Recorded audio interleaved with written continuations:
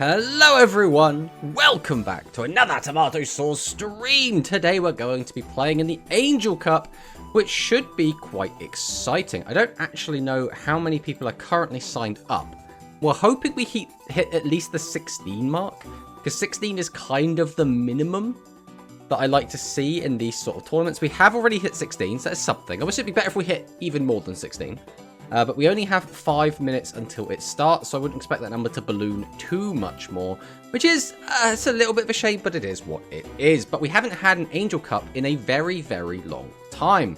I think a lot of the JP community kind of felt a bit disenfranchised with Rush after some shaky metas, let's say, and with a very large gap with no GRFs, basically after Worlds. So because of that, we have had a lot less Angel Cups in general. And then they did kind of stealth drop one a while ago, but because they kind of announced it like the day before and they didn't post it on their Discord, it didn't get a lot of traction. And then, you know, nobody just knew it was happening. So that was kind of a big issue.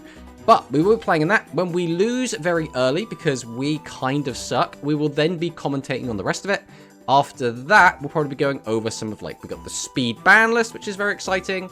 We've gotten things like a couple of extra Rush leaks. We got the extra skills, the extra 3 skills. It's interesting to go over that stuff. We didn't really make a video about that, but we'll probably just yap about it a little bit because we like to do that here. And then there is also the KCCup Top 100, where user Cat, who is a Korean player over on Twitter, has been doing the usual accumulating of all of the deck lists and is basically getting all the statistics up, which is always very, very exciting. But let's see who we have in the chat. We have Darth Victor and we have Kuro-sama, very hyped for the ban list. Talk about the different stuff going on there. Then we had Shui raiding us with the party of 11. Kuro-sama, wish they did something to birds. Yeah, I mean, I feel like they probably feel like birds are being power crept enough that it doesn't really matter anymore. That's kind of what I feel. We have Kavi-chan, welcome, welcome. I got level 10 Necros Ritual, so I stopped playing Fleur. Nice, nice. Vector will be hype. We've got the new Barian. April, my birthday. Can we get the box on my birthday too? Maybe. We have Promanicist in the chat. Woo, Rush for once. No more speed talk. I mean, we still have some stuff to talk about with speed, my friend. You know, we're always going to have that. Tomato, do you have a cold? I do not have a cold. My nose gets a little bit bunged up sometimes because of allergies, but that should be about it. Other than that, feeling pretty good. We have Ursus in the chat. Hello, hello. And I did see that Ursus has also signed up for the Angel Cup as well. Fuck the speed ban list. Save it for the speed streamers. Nah. I'll end stream if I face a hero player after my reaction to the unban list. Yeah, the ban list is like... It's like my like we'll talk about it in depth a little bit later, but like my initial thoughts was like, is this it? But I don't think I've ever seen a ban list where I've gone, oh, I am now entirely like, I am satisfied with this ban list. I think the best you get is like, this didn't do everything I wanted, but it was a step in the right direction. And I feel like that's every ban list. They're always very tame. I feel like very, very rarely do we ever get ban lists that actually, like, address all of the issues and actually fix the meta in a way you'd like it to. No skill nerfs is sad. Yeah.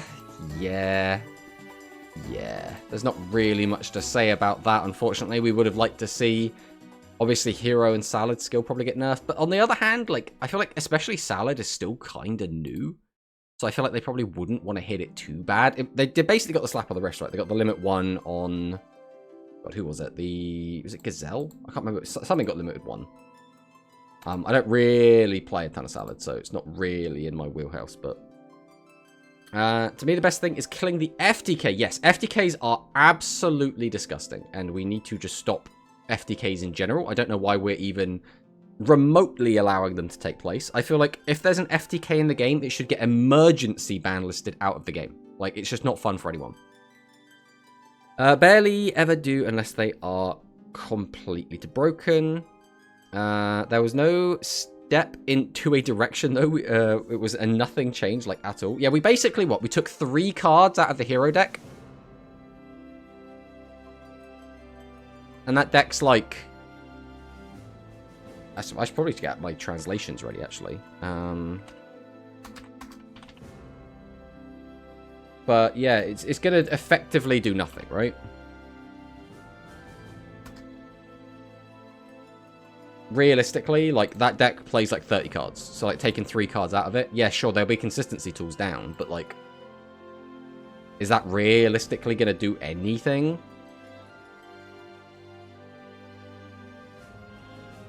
Foul Gazelle's been limit 1 ages. Well, there you go then. That's basically what they're saying.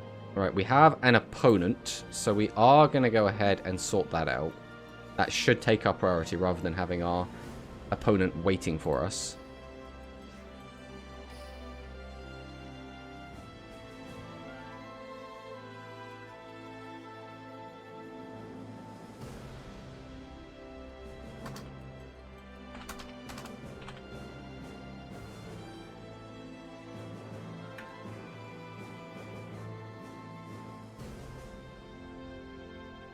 Okay, we've sent our opponent our code, and now we simply wait.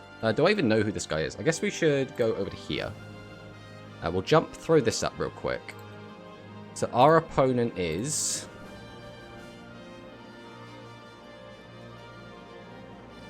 see if he's joined yet. He hasn't joined yet.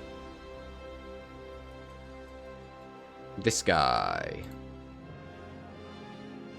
official download Wataru Empire Citizen. Wataru sounds familiar. We got Bismuth in the second. I mean, we're not going to make it to round 2, so I don't think it matters too much. Talk about the Kappas.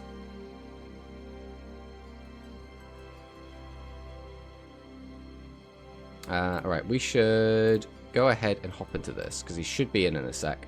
But we will be playing, we will be having a good time, we will be seeing what happens. Again, we're not really expecting to do particularly well. We're not playing a super competitive deck.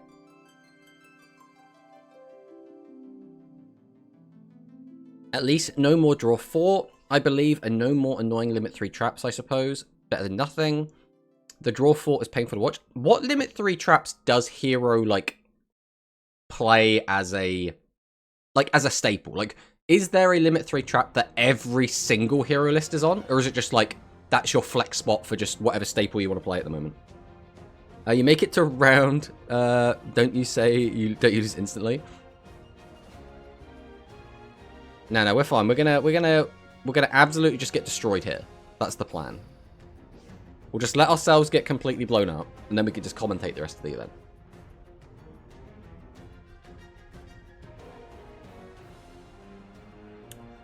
Oh. Alright, here we go. Alright, let's see what our opponent is playing. It is going to be Psychic by the look of it. Okay. We're going first into Psychic. That's generally a good thing.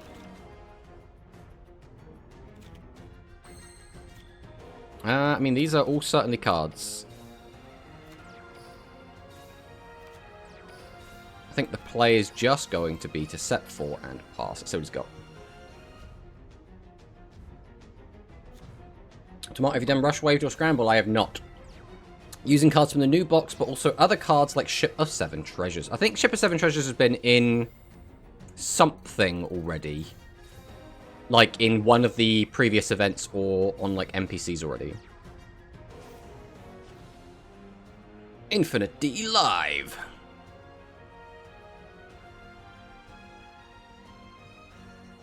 Okay, do we want to use our trap here? I kind of want to.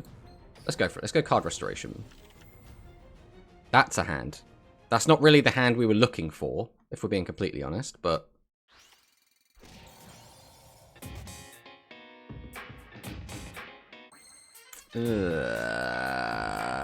this hand is garbage, bro. What do we do with this? We have, like, actually just nothing. Yeah, there's nothing we can do with this. This is actually so utterly terrible for us. Alright, it's looking like we're going to lose pretty quick, guys. We're playing 10 spell traps, and in our top 10 we found one. We're playing, obviously, the 2 bosses. Haven't found any of them. Obviously, no fusion, so we can't make any play with that.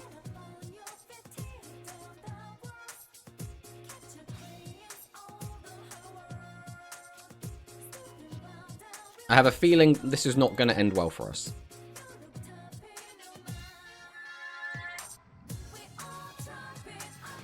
Yeah. So now he's just going to sit here and start gaining a shit ton of life points and clearing our board every turn. We're going to get so far behind we can't really do anything.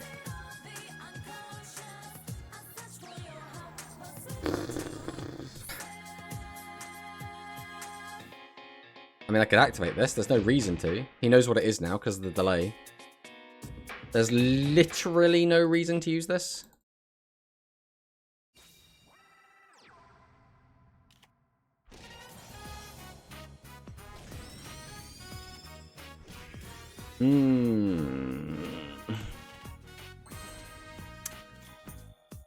The problem is this doesn't even actually solve any outstanding problems I have. Like, I could get a draw 2 off of it, and then what?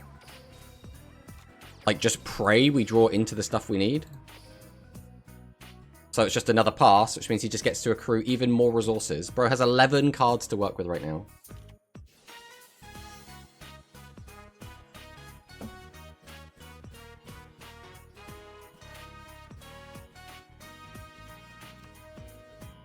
Until we actually draw into a fusion or a extra spice, we literally just can't do anything.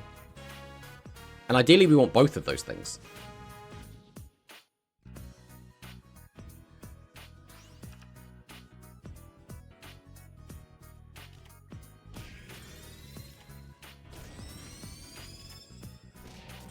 Yeah, this is the issue, is we're losing the life point race. Like, he's just going to keep going up and up and up every turn that we can't do anything.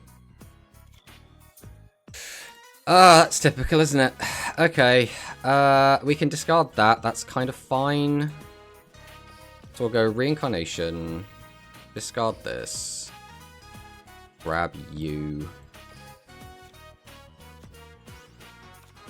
We'll go Reactor. Activate Reactor. And, of course, we mill our boss and our Legend Trap.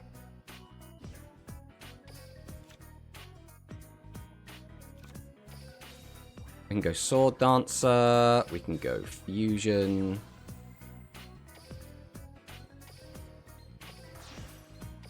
Get out Assura Star. Activate Assura Star.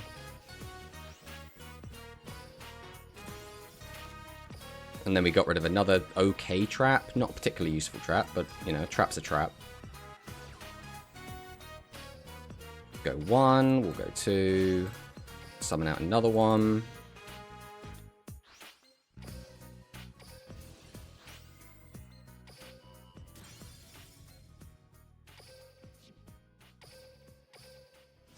We'll go Reboot. Boost this up. All set. Go to battle, and then if he's got his Legend Trap, yeah, of course he's got the Legend Trap. Alright, let's just go next. There's no point in continuing that. I mean, that went pretty much as bad as it could have. That literally went as bad as it possibly could have. We had nothing for like 4 turns, and then we missed the Legend with 2 pops. Like, what can we do in that situation? We also milled all of our good trap cards and our boss monster.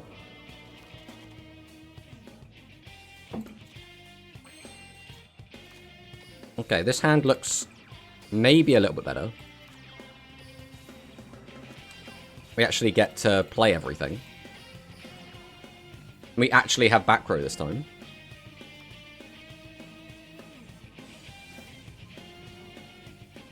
Alright.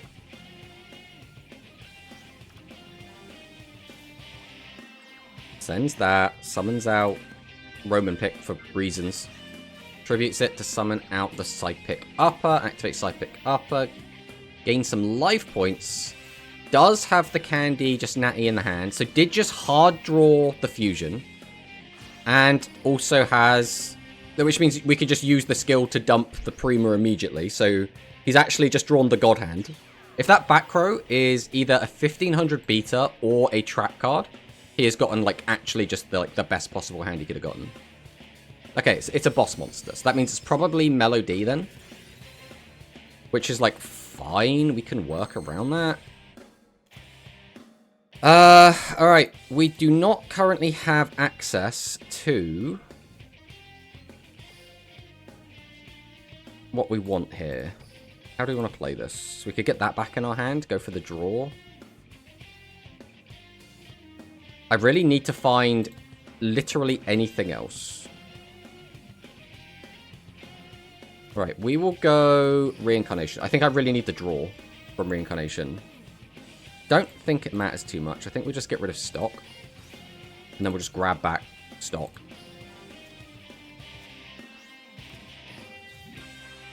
Because we just need the draw for this. We milled our negate attack again. And we did not get a normal monster into the grave. We have got a normal monster now. So that means we can actually potentially play the game. Alright, we will Tribute 1. Tribute 2. Summon this out. We'll summon out stock. Activate extra spice. Send stock. Burn for 1,000, draw a card. We'll summon Serpainter. Summon Actor. We'll flip over our fusion. Go 1. We'll go 2. Summon it out. We'll activate our skill. We'll boost up extra spice. Because this will then let me grab back Fayaru. We'll summon out the Fayaru. Set 1. Set 2. We don't need to change battle positions. Oh, we could. We could change that to face down, swing over it with Fayaru, right? That way we get bam, bam.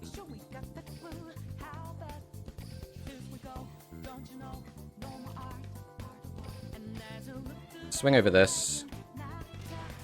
Swing over this. Get him for 28. Okay. So that would usually be half of their life points, but they're playing Psychic, so it's not quite half.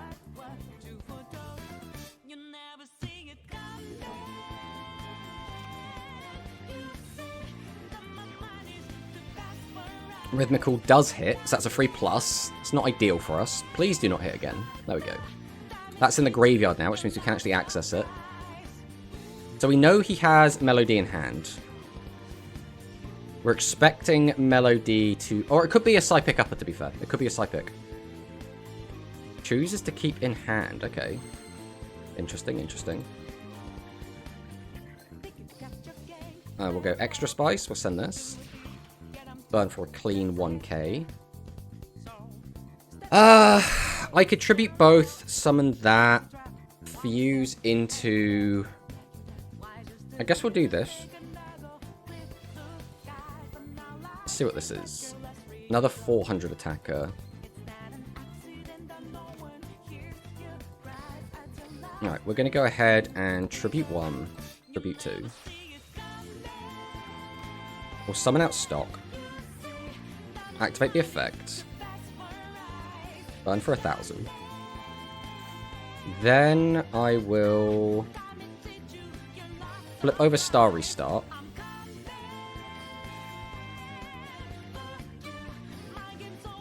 Grab this guy back. Grab this as well. Summon Actor. Activate Fusion. And that will kill his back row, which was most likely the negate attack. So, things are looking pretty good so far. So that first game was pretty abysmal. It was pretty abysmal, but we did manage to make a comeback in game 2. Let's see if we can try to close this out in the game 3. Fingers crossed, fingers crossed.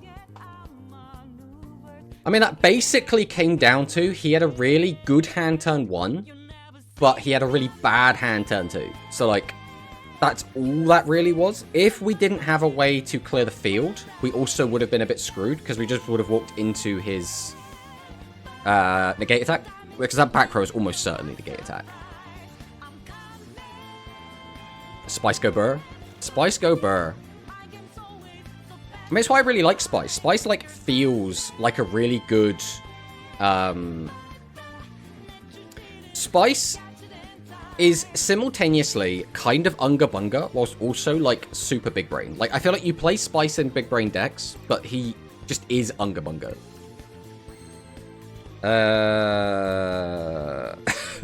You know what? Let's get aggressive, guys. I want to try and get some damage in if we can. And what else am I doing with Theresa Painter other than just setting them all and hoping? Now, this is a little bit silly because we could get absolutely punished here. But if we just sink 28 and he doesn't have anything else, then that's really good for us.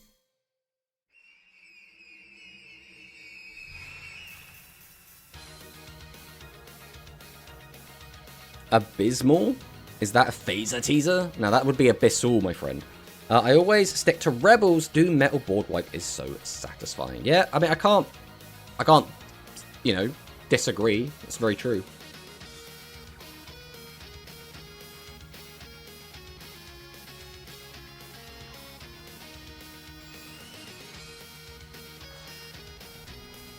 Okay, so he's got the candy out. So what, he's going to bring back...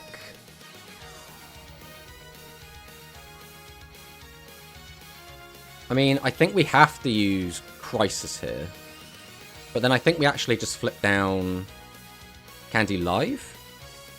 Because this thing's got too much defense for us just to attack over it anyway. So I'm just going to flip this down.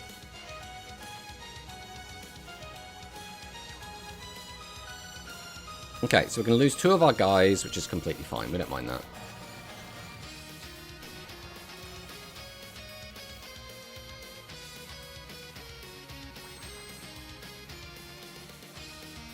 Okay, so we'll go Actor. We go Dancer. We drop the Fusion. We go 1, we go 2. Summon out the Ashura Star. We'll pop the middle one.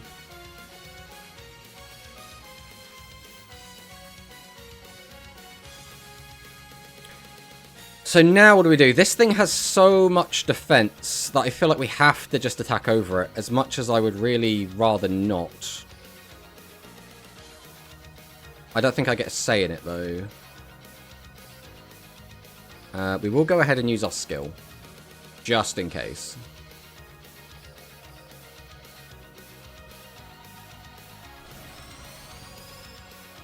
I would have liked to get some damage in there. I also would have liked to get rid of Melody, but like without having a secondary option to clear over, it does make it a little bit awkward. We needed another actor to really make this play how we wanted to. Tomato, my cog rank up last night was against Magnum, and they summoned it. I won with 100 life points left. I nearly threw my EC.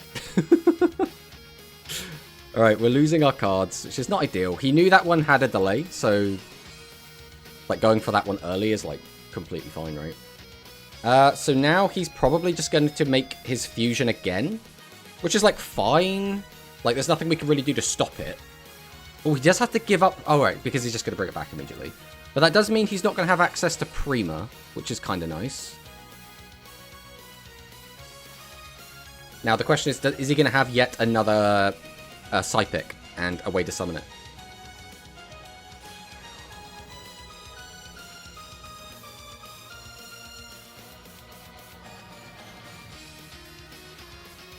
Jump start. I'm just going to grab a 15 because you just really want to clear the whole board.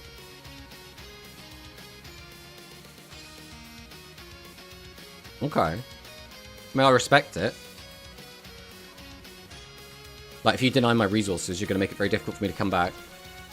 Oh, he did have the third Psypic. Oh, that's annoying. Has he got another normal summon as well? Of course he's got another normal summon as well. Bro had the most cracked hand possible. He needed every single card he had to get him to this stage. He did have to crash with Candy Live though. That's like the one saving grace, but our life is now so low. We need a really good hand. If we draw really well here, we're in a fantastic spot. If we draw a bad hand, we are so fucked. That's not ideal. The issue is we can't just set in front of him because he's got this bastard. So, like, we physically cannot just do nothing.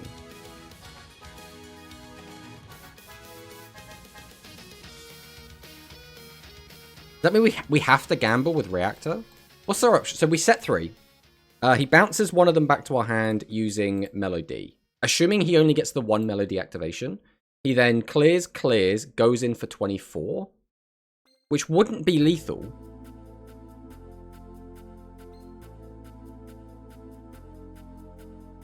How greedy can we get here, though?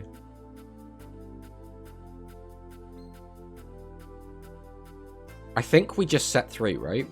If he gets a second Melody activation, we're screwed no matter what. There's like nothing we can do about that. But I think rather than trying to bet it all on literally one of the top 2 cards of our deck being a monster reincarnation, I think this is the better play. Alright, so he does.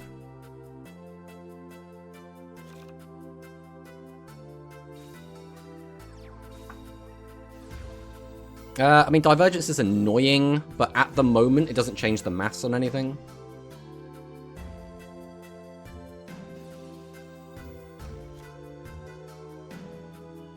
Okay, once again, that changes nothing.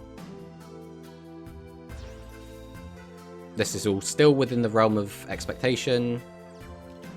This chain... No, has he used the skill already? I don't think he's used the skill, which means I think we're dead. Because he hard drew that, he can now get the bonus from... Wait, what? Do you already have it in there? What? Oh, have you got the last card in hand? Oh, this is just gonna kill me. Right. Yeah, so we're just dead. There's nothing we can do here. Yeah, pretty much as expected. We will just let our opponent report that.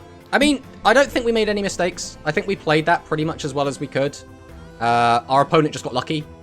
Like, what can we do about that? Really not much. If we had gotten a little bit luckier, I think we actually do just take that 2-1. But that game 1 was abysmal bad luck.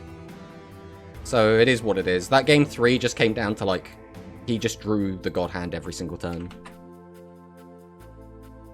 Which is a shame. It is a shame. Unfortunately, Rush is always going to have a lot of RNG in it. I think it would have been especially nice if we had won because we were definitely the underdogs. But it is what it is. So what that now means is that we will be going over and just spectating the rest of the tournament. Ooh, that's too loud. So let's see. Monosync is playing. That's very exciting. Where's Monosync? Monosync is playing... Monosync's on round 2. Monosync already beat Ra, which is quite an impressive one. Hello, Dwan. Welcome on in. Are you playing today, Dwan? I don't see you here. It does not look like Dwan is playing. Unfortunately, this is quite a small turnout for Angel Cup, but that being said, it hasn't really been advertised very well, so it's to be expected, really. Mono better be on Santa. It'll annoy the JP. Did the JP players actually not like Santa? Is that a thing? Like, cause I saw you saying that in the Discord earlier, Manicus, but I haven't seen any evidence of that myself. What's the reason that you play Rush? Is it the play style? I just like Rush in general, right? If you were to ask me to put a reason... So what it really comes down to is I like Yu-Gi-Oh! In general, right? I went and watched the Rush anime. I enjoyed the Rush anime, and then I went and played the Rush game. Yu-Gi-Oh! Isn't the only TCG I like. I like most TCG. In fact, I think almost every single other TCG other than, like, modern Yu-Gi-Oh! Is very simple by comparison to modern Yu-Gi-Oh!, right? So, like, in my opinion, if you like Rush, you'll probably like Magic the Gathering. You'll probably like Cardfight Vanguard. You'll probably like One Piece. You'll probably like the Digimon TCG, right? Because they're all very similar. They're not like one-to-one similar. Like Pokemon TCG is obviously the big one as well. But like Yu-Gi-Oh! Is the only one, or at least modern Yu-Gi-Oh! Is the only one which is drastically different from all the rest of the games. So I just like card games in general. I play a lot of different card games. I really like a lot of different card games. And Rush is just one that has an anime attached to it, and I've always really gelled with that. I do also really like Cardfight Vanguard because it has an anime. If we had a new mobile game like a gacha card fight Vanguard game, I would be probably playing that a similar amount to how I play Rush Duel, right? Because I really like the game. Did we already had the yapping part of the stream or after the cup? It'd be after the cup, Corey. It's all bloody yapping, of course. That's all we do. That's all we do here is yap. I know. I didn't even know there is the Angel Cup today. That's what I mean. They don't advertise it, right? Like I posted it in my Discord, but not everyone's in my Discord. They posted it on Twitter, and I know that me and Bismuth retweeted it, but not everyone's gonna be on Twitter. Like, ideally, they'd post it on their own Discord server, right? But they haven't been advertising it there, so it just kind of sucks. Just kind of sucks, but it is what it is. Unfortunately, it does look like Mono just lost his game. Who was Mono against? We go ahead and check the standings real quick. So Mono was against Ra in the first round, and then he just lost to Same-chan? I don't know who Same-chan is by name. We'll have to see who wins a lot of these others. Is there anyone else that we specifically recognize? I recognize Ko. Obviously, we know Ursus. Ursus beat Weiner, which is pretty cool. We'll hit a refresh on that just to get a more up-to-date reading on how that's going. So, yeah.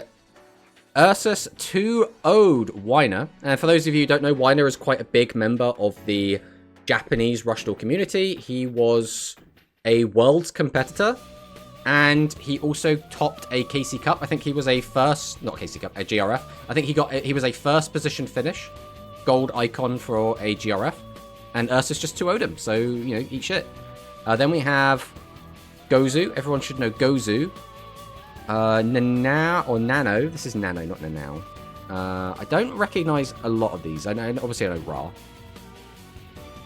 But there are obviously some quite interesting names in this tournament. Wait, you didn't see the Twitter beef? I swear you showed it on stream. Maybe they're being stealthy to stop Western community joining. What was this? I haven't heard about, like, beef, Manicist. So you have to enlighten me. Rish feels like how I remember Season 1 Yu-Gi-Oh! Not all these Synchro Xyz link stuff, where you can quite complicate it very quickly. I agree to an extent, CZ. I think, for me, Modern Yu-Gi-Oh! Isn't complicated because of new summoning mechanics.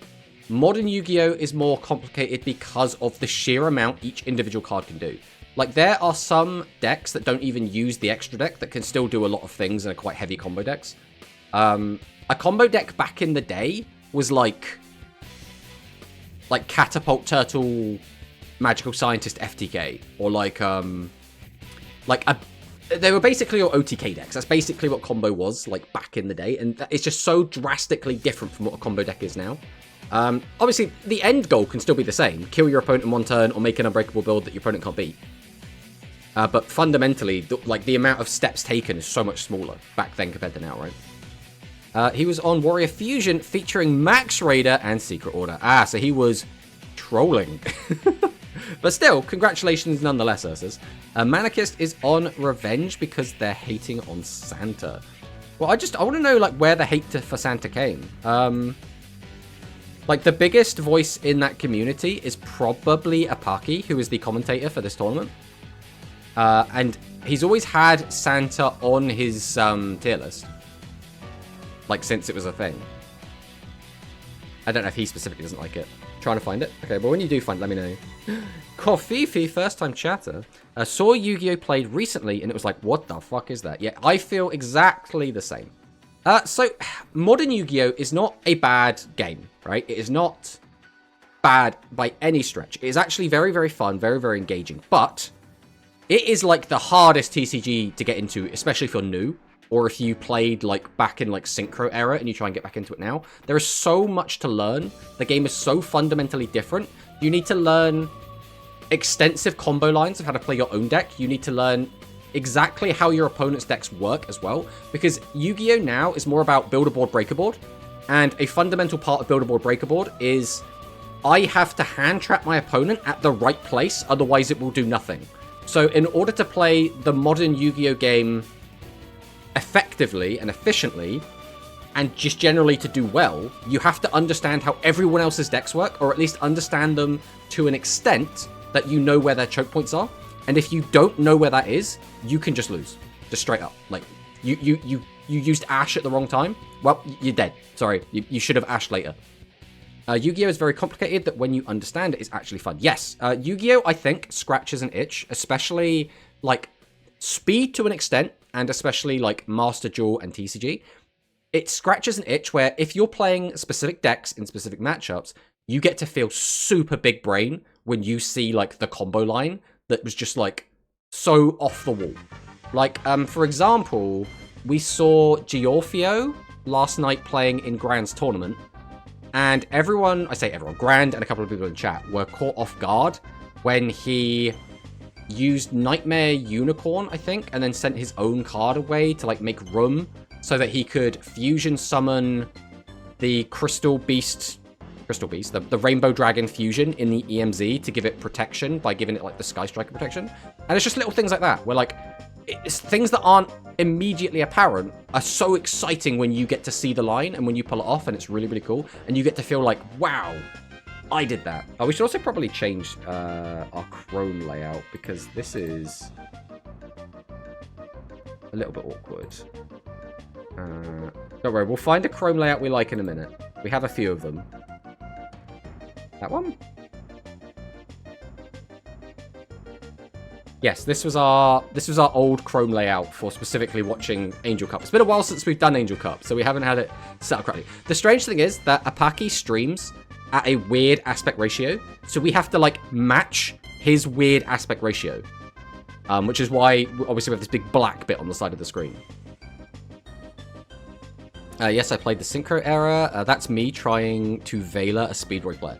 Exactly. It's one of those things in Speed as well, where, like, I feel like back in the day, as in, like, up to probably even in XE's era, all the way up until, like,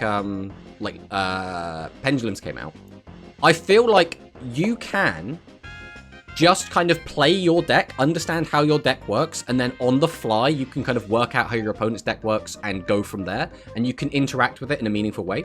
As soon as, like, Pendulums came out, and then eventually Lynx, the game sped up to such a degree where now you actually have to have done homework beforehand or play an absolute crap ton.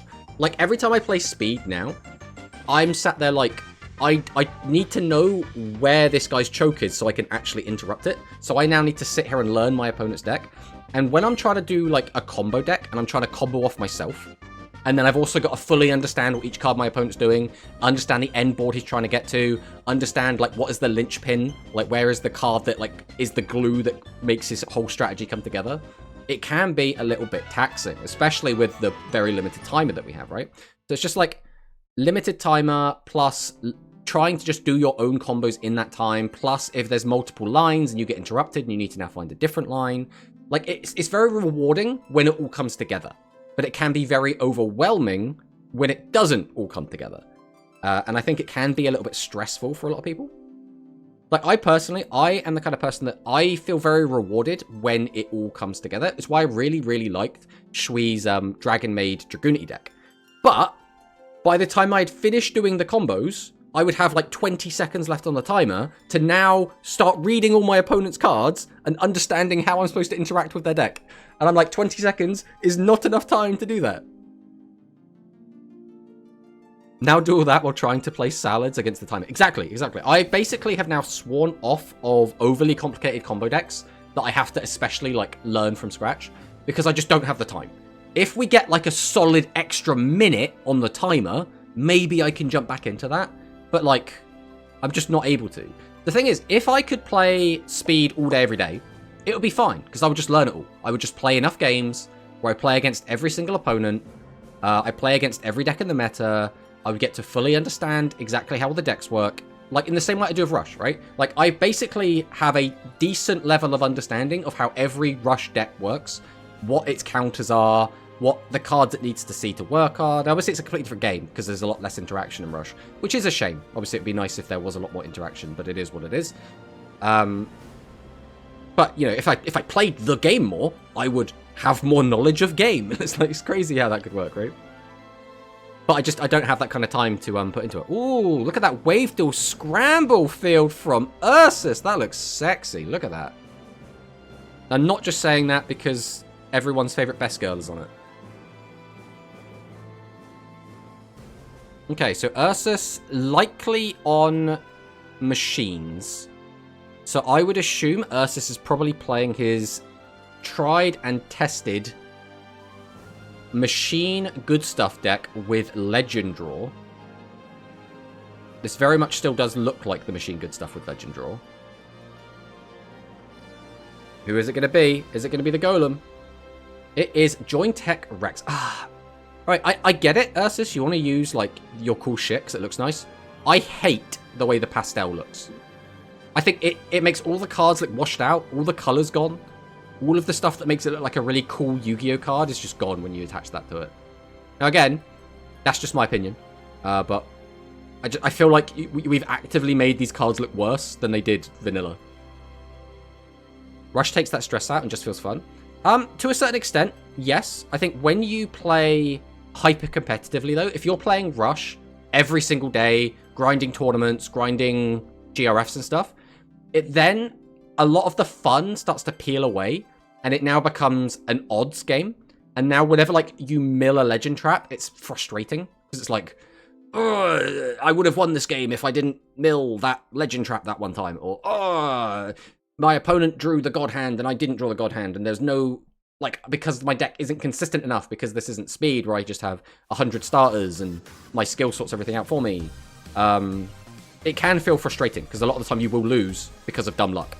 But I think the less games you play, the less that matters, right? We love tall women, just like we love women with big hats. I mean, it's true. It is true. Tall women and big hats, definitely both pluses. Oh, Ancient Gear Golem does come down. You think we will get a mini again, or will it be multiple things? I, personally, am leaning towards just a mini, but I can understand people's arguments for saying that there is more, right? There could be a structure deck, there could be 2 minis, there could be a selection box, there could be a deck build as well. I do understand those arguments, I just don't think there's enough evidence to support that personally. I have fun with Rush a lot because I love experimenting with decks. Good thing with Rush is you can build an off-meta deck and it's still top. Yes, but a big part of that is because of variance, right? If there is more variance in your game, you have a higher chance of doing well with a subpar deck. And subpar doesn't mean bad, it just means it's not meta, right? Might check DMs. It's funny how Angry Angel retweeted the message. Let's have a look.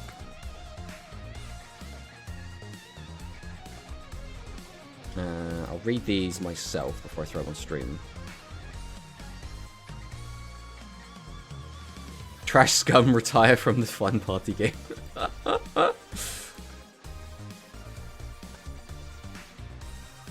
That's exciting.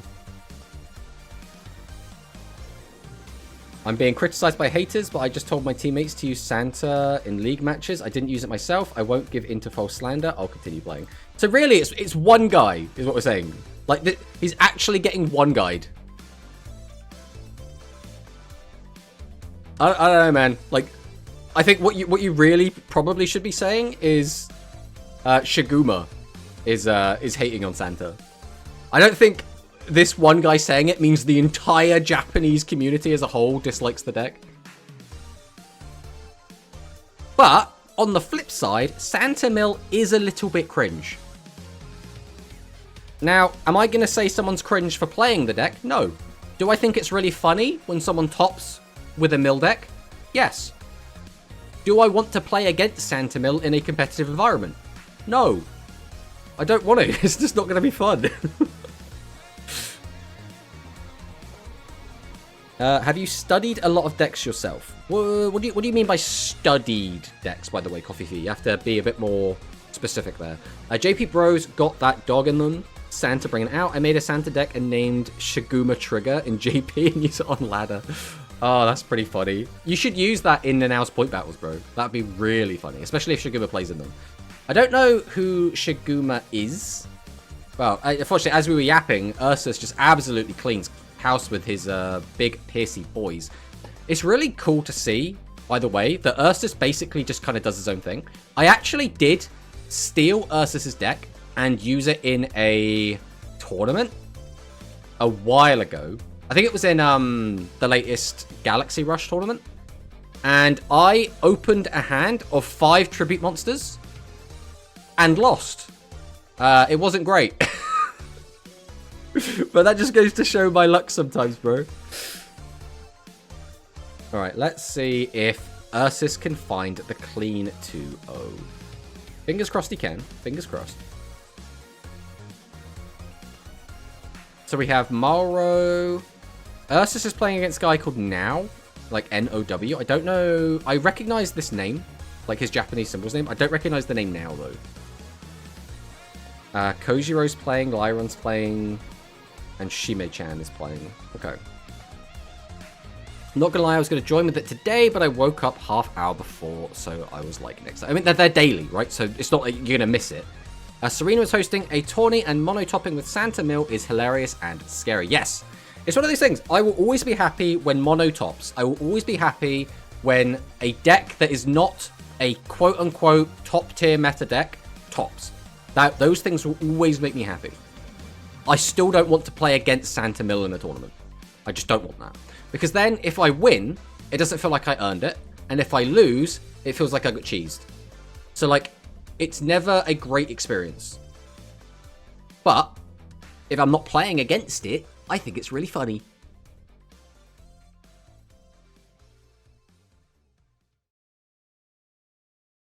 So we got our opponent down to 3,500 life points. They have 8 cards to work with, 3 in the back row. Ursus has 2 back row of his own. Let's see if they can survive. We are going to use the Rhythmical Performer to mill our opponent's Rhythmical Performer, so we will not be getting a draw. We will then activate our Jump Start. I don't know if we needed... It looks like we did need the extra Psychic in the graveyard as to not put our Prima back into the deck, so that does kind of work out. We do gain 1,000 life points. We're going to use the skill, so we already know that we have access to One Piece. So we're going to go ahead and grab the Psychic Upper, which means we should have the entire fusion between the rest of those cards. All we're missing is the fusion spell card, and I'm going to assume we have it, but we'll see what we've got. We tribute the 1 monster. This will be the Psychic Upper. We're going to activate Psychic Upper would be my assumption. We mill the Melody. That's actually pretty good, because that now means we have options. We don't have to just go for the Primo. We're going to activate the fusion, combine the monsters together. Now, which one are we going to summon? I think if we do have access to another Psychic... do you even... With only 2 cards in hand, I don't know if I would bother getting back the Melody. Oh, we are getting back the Melody, okay. But the thing is, even if we have a way to bounce... I guess... I don't know if it matters. Oh, we do have the Rice Terrorist. That is actually huge. That is huge beyond belief. Pot of Greed! Why would we not activate that first? Why would we not activate that before using the Candy Live effect? That's very strange to me, because then you can assess the situation better when you know what cards you have access to. So there is a delay, which means Ursus does have something good in the back there. The issue is, that's probably going to get shuffled back by Melody, assuming it survives. Unfortunately, we do not get a draw ourselves with the Rhythmical Performer.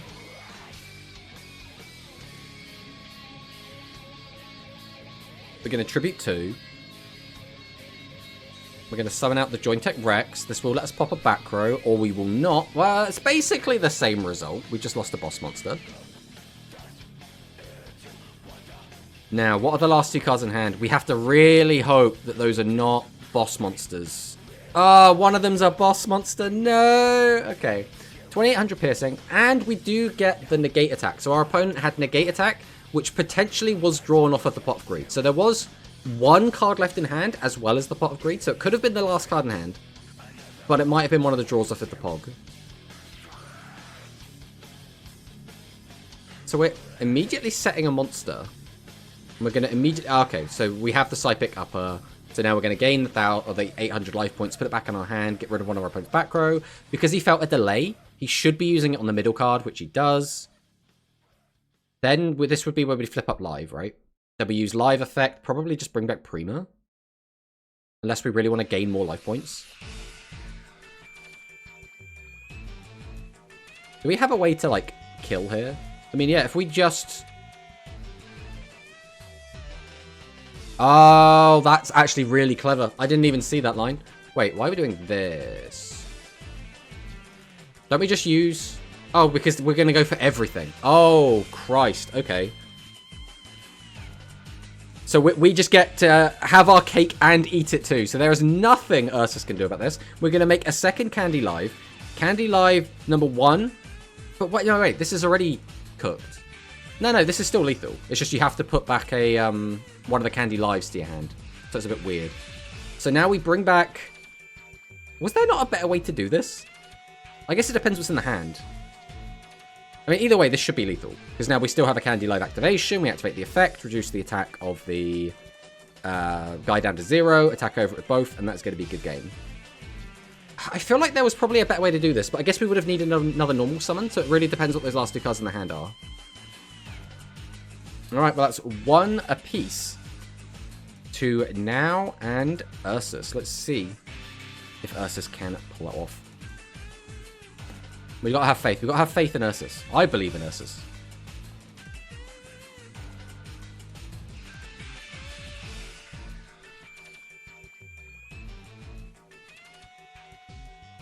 It looks like the semi-final match is beginning between Lyron and Shime-chan. So Kojiro did not make it, and unfortunately Monosync did not make it.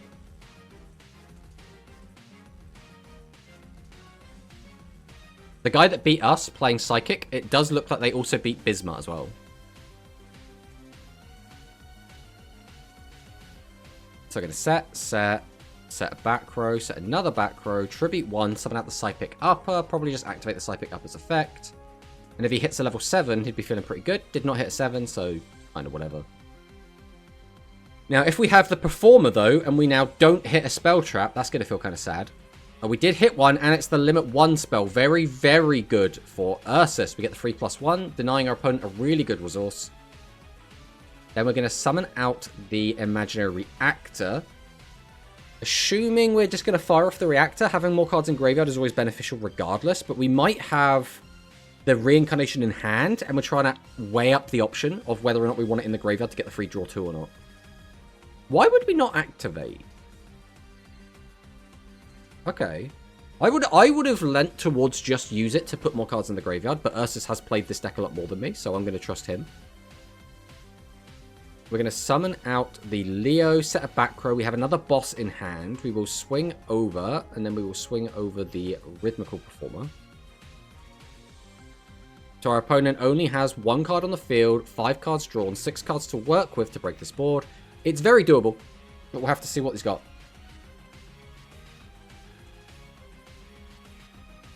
Summons out the Performer, and we do have the Divergence combo, so we are going to guarantee get that free plus. Okay, to be fair, it was freeze, and freeze does nothing. Our opponents lost their freeze, so, like, that's more beneficial to us, realistically.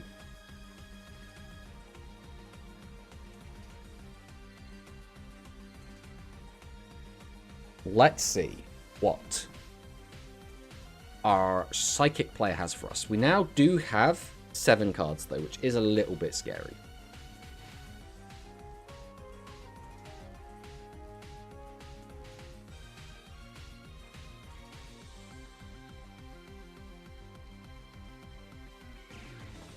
We're going to go ahead and summon out the Ice Pop Bear. Bring back the Candy. Do we have the Psychic? We're going to tribute 2. Summon out the Melody. Summon out the Performer. We do not get the draw. I'm guessing this is going to be a tribute to summon out. Now, if we have another normal summon in hand... Oh, it doesn't matter anyway. We don't have any face downs to get rid of. Okay, so we just have the fusion. So if that last card in hand is a 1500 attacker or a back row, like specifically a trap card, then this is a really, really powerful play. Candy Live effect, we're going to reduce. So we are, what, 800 shy of lethal? Oh, no! And that is it. That is going to be the game. And he did have the 1500. He literally, again, had the perfect hand. Like, I don't think that hand could have been any better. Ah, that is a shame. That is such a shame. There's realistically nothing Ursus could have done there. Like, it was literally just have better back row and then don't have them get divergence through. That was the only play. Like, you could maybe make an argument for, like, not leaving Leo face up, but it should be so unlikely that your opponent gets that, like, position to OTK you.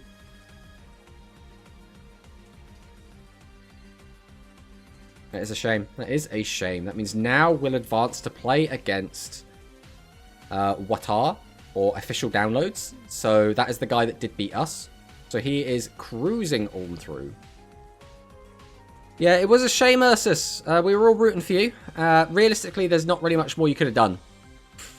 Yeah, it's just rush, right?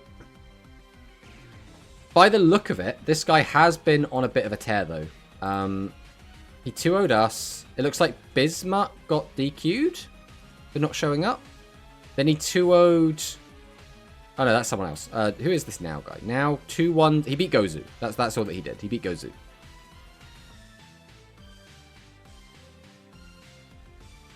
He's had all close games. Who are we looking at now? Who are these people? Put this back to Japanese.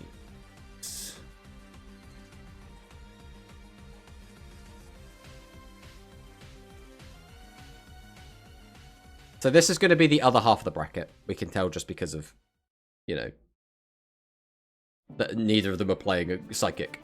So it's going to be a Psychic mirror in the top half of the bracket and a Dragon mirror in the bottom half of the bracket. Guys, we're back. We're so back. Rush is back. Psychic mirrors, Dragon mirrors. Let's go.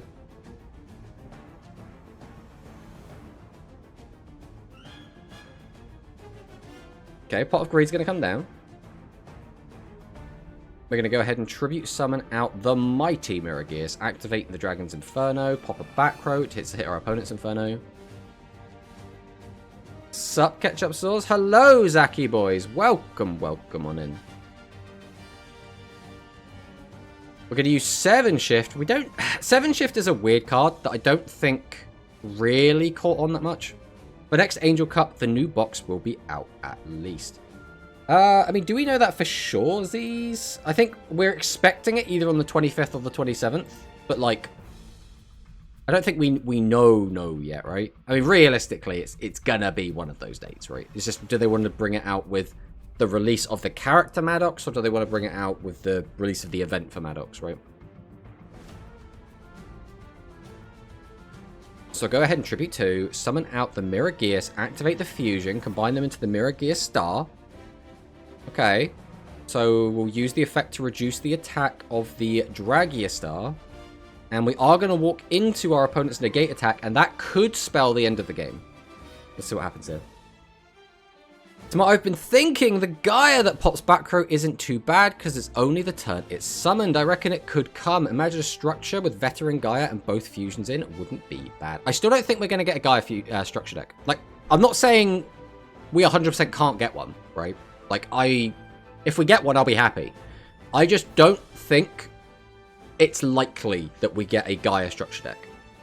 The primary reason is it would be really weird to have a bunch of card trader cards in a structure deck. I think that's really weird.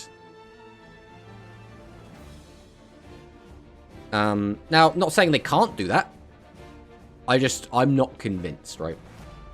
As for Gaia the Battle Ruler, I think it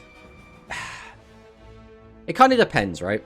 On one hand, a 2600 direct attacker is really good, especially because you can get it out a lot easier than you can get out the Mirror Gear Star, right? Especially if we get Veteran Gaia the Fierce Knight. Then the flip side to that is the back row pop is like, it's not necessarily like the craziest thing in the world. The thing that made Gaia the Battle Ruler so strong in the OCG is that you can summon it off of nothing, right? You draw into a Veteran Cursed Dragon, you slam it on the board, bam, you get to pop one of your opponent's back row and cheat out of 2600, right? That's what made it broken. Now, we already know by the wording of the skill, we can't get Veteran Cursor Dragon. So, maybe. But still, I would rather, if we were told by Konami, you can have either Veteran Cursor Dragon or you can have the Piercing one, I think I'd still rather have the Piercer. I think it makes more sense. And I'm a sucker for drawing cards as well, to be fair, but... We're going to use the Flap Dragon. We're going to flip up the Star Replacer.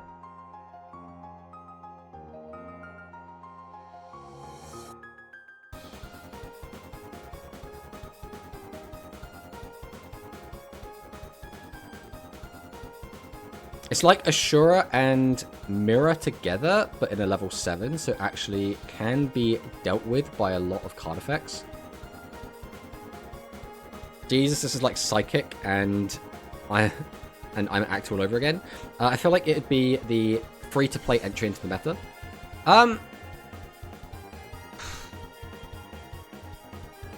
It kind of is. The thing is, Mirror Gear Star typically is not even used for the direct attack. I feel like it's like 90-10. Like 90% of the time, Mirror Gear Star reduces and attacks twice, and 10% of the time attacks directly.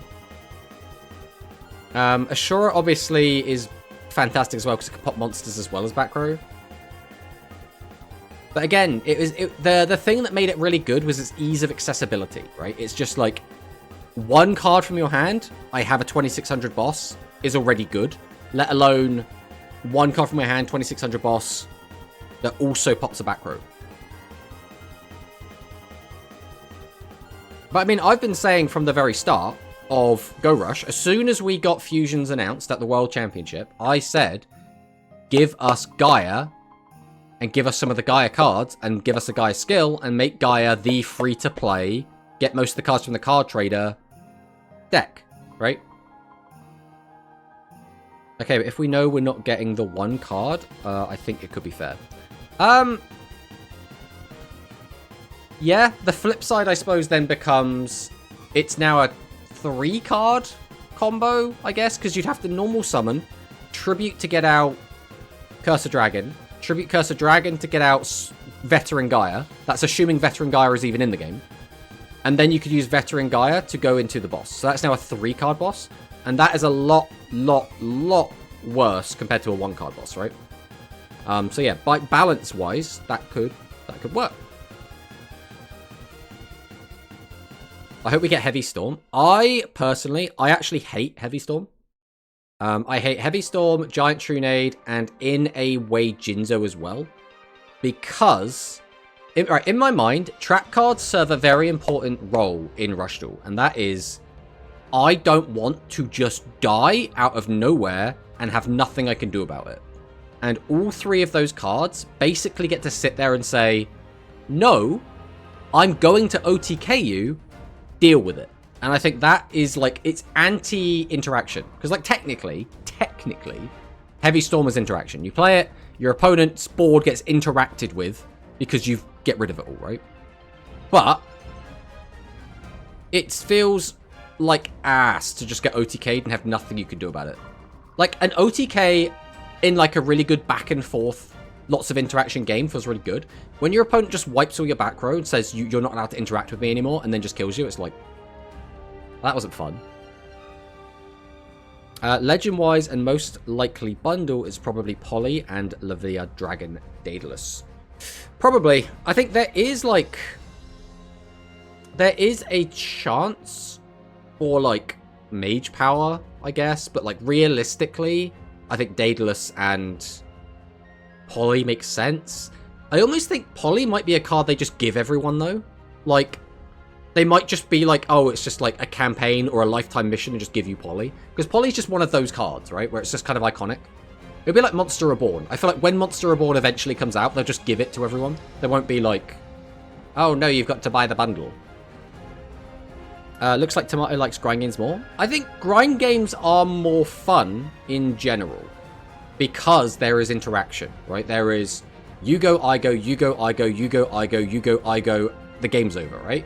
Rather than, you go, I OTK you, the game's over. I just think, generally, it's more fun that way. Technically, we should finish opponent quickly in the format.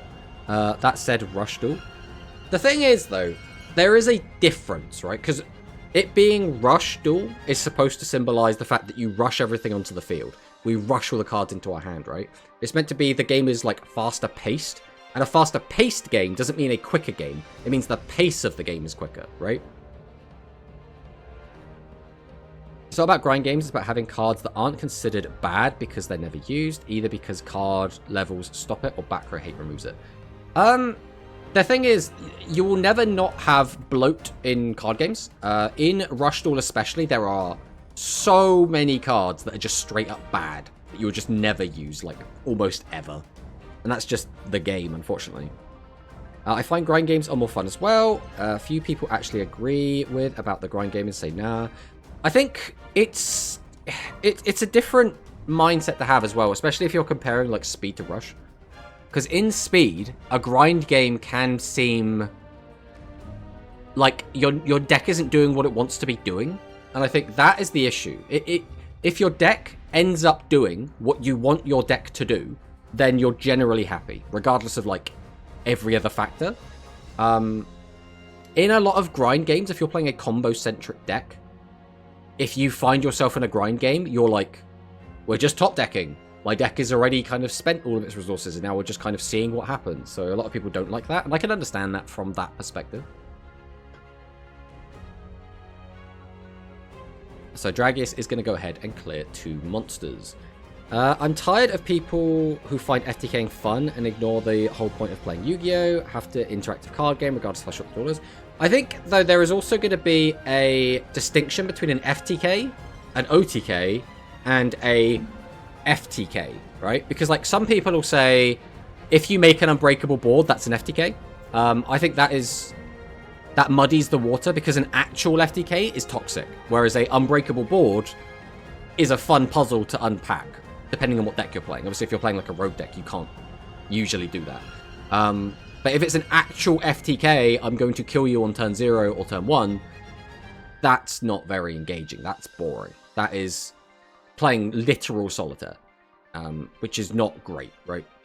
Like, people compare modern Yu-Gi-Oh! To solitaire quite a lot because the individual turns take so long. And I think that's a fair thing to say, but the difference is I'm playing solitaire where my opponent can counterspell me. And after I finish playing solitaire, my opponent then plays solitaire and tries to rip apart my solitaire, right? I don't mind OTK as much, their interaction at least, and we have board breakers, so there's no excuse. Yeah, board breakers don't always work out though, right? It depends. But yeah, I think in general, it just comes down to, did I get to play the game? If I got to play the game, I'm generally quite happy.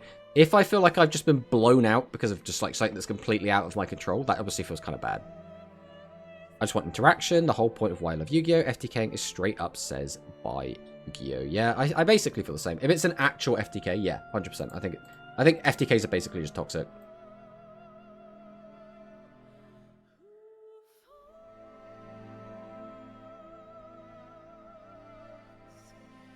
Okay, so we have still just this drag. I don't know why this game is taking so long. Like, is there much decision making to be made here? We're going to go ahead and tribute 2. What are we summoning here? Because the thing is, the dragon deck isn't super complex. There isn't, like, a ton of complexity. For the most part, this is the Unga Bunga deck of the current format. Like, the big decisions you make is, like, do I go all in, do I not? And, like, do I activate Mirror Gears effect? If you're even able to, right? Rush Duel, ladies and gentlemen. It's one of those... So for me, when it comes to competitive Rush, I would just like to see more interaction. That's basically what it comes down to. I want more trap cards. I want games to last a bit longer, right? In the sense of I don't want the games to be over just because of an OTK, because dragons have OTK'd me, or because psychics have OTK'd me, or because Mitarion has done their Type Change Beam combo. Or what might end up happening when we get Rush Horn is now we might start seeing Cyber Dragon players OTKing. It's just, I want ways to stop getting OTK'd more than anything else. That's what I personally would like. That's why at locals I play Pearly to force my opponent into play their cards to get rid of my tower. Same with Master Duel, Master and Duel Links, where I play Unchained and other very interaction heavy decks over bloody control decks. Yes. I think there is a world where control decks are still like really good and really fun, but there is a fine line to walk on. Right? Like, if you're just getting absolutely floodgated out of the game, and they're the most oppressive floodgates that just, like, say you can't play, that's not fun. Getting back and forth is fun to me. Dragons do not let you interact much. Well, that's because dragons will sit there and stall until they get their combo, right? For the most part. But the big thing is we just don't have good trap cards to interact with, like, the fusions. That's the big issue. Funny enough, I like playing Solitaire and OCG. Witchcrafters can end on a lot of crazy things now, and the new magic stuff. I mean, that's basically what we were saying earlier, Shui, is I think it's fun to Solitaire when it's build a board, break a board. I personally, some of the most fun I've ever had playing Yu-Gi-Oh! Was my opponent set up a massive board with, like, you know, 4 negates and a floodgate, and I managed to play through it. And there is nothing more satisfying than finding the line that lets you break through their built-up board. That is so engaging. That is so gratifying. It's so exciting. And you never get to feel like that in most other games. That just doesn't happen. And my Solitaire deck is my Akashi and Symphonics Master Duels. So mine's just, it's just fluffles, right? But the issue is that my fluffle deck keeps getting devoured constantly. Like, the fluffle end board now looks so different to how it did like a year ago. Like, it's so unbelievably different. But that's like, we haven't got any new fluffle cards. We just keep stealing stuff from other archetypes because we haven't got anything new. But the engine, the core engine of fluffle is still like really good and actually really fun. Okay, this is looking like it's Jova. I mean, do we attack directly here just to guarantee the extra 15? We do, right? Because this can just get double piercing. Swing over both. The maximum defense they can have is 15. That's 3,000 damage. And then you just swing directly. But then, if it's 3,000 damage, like, minimum anyway, you could also just reduce the attack and attack over it, and it's exactly the same result. So this game should just be over. My Solitaire deck is Exodia using Panda and Horus engine. The Horus engine's really cool. It's just in Master Duel, it's just really expensive, because it's just all ultras. That's the only issue I have with that. Does my Akashi really count as a Solitaire deck to just, it's just doing a loop?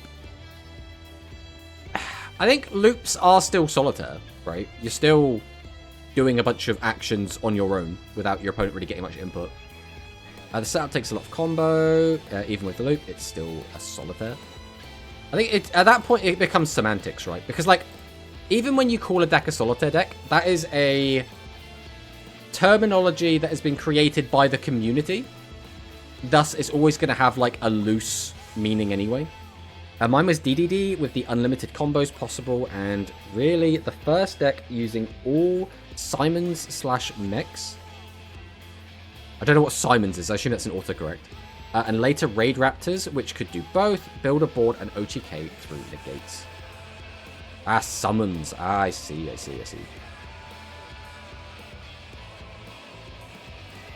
It's one of those... I think it's just really fun to... I think building a board is fun, and breaking a built board is fun. I just don't want to do that as my main game. That's how I feel. So that's why I used to play a lot of Master Duel. I don't really anymore. Because I still like the gameplay loop of doing that. I just don't want that to be the main thing I do. The main thing I do, I want to be a little bit simpler. And by that, that could also refer to Speed Duel, or that could refer to Rush Duel, right? Because they're both simpler than Master Duel / OCG or TCG, right?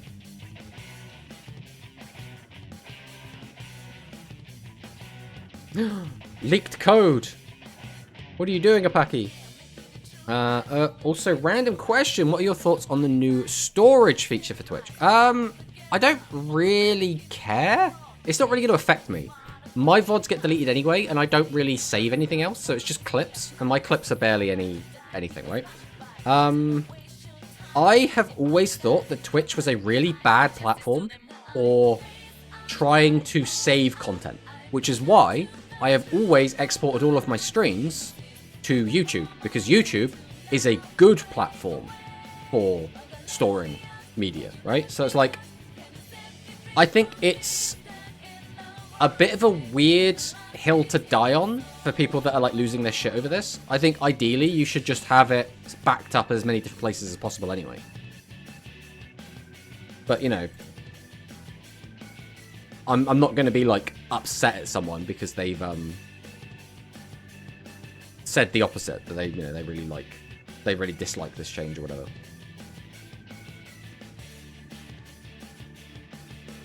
So one of our dragon players has advanced, and now we just have to find out who's going to advance out of our two psychic players.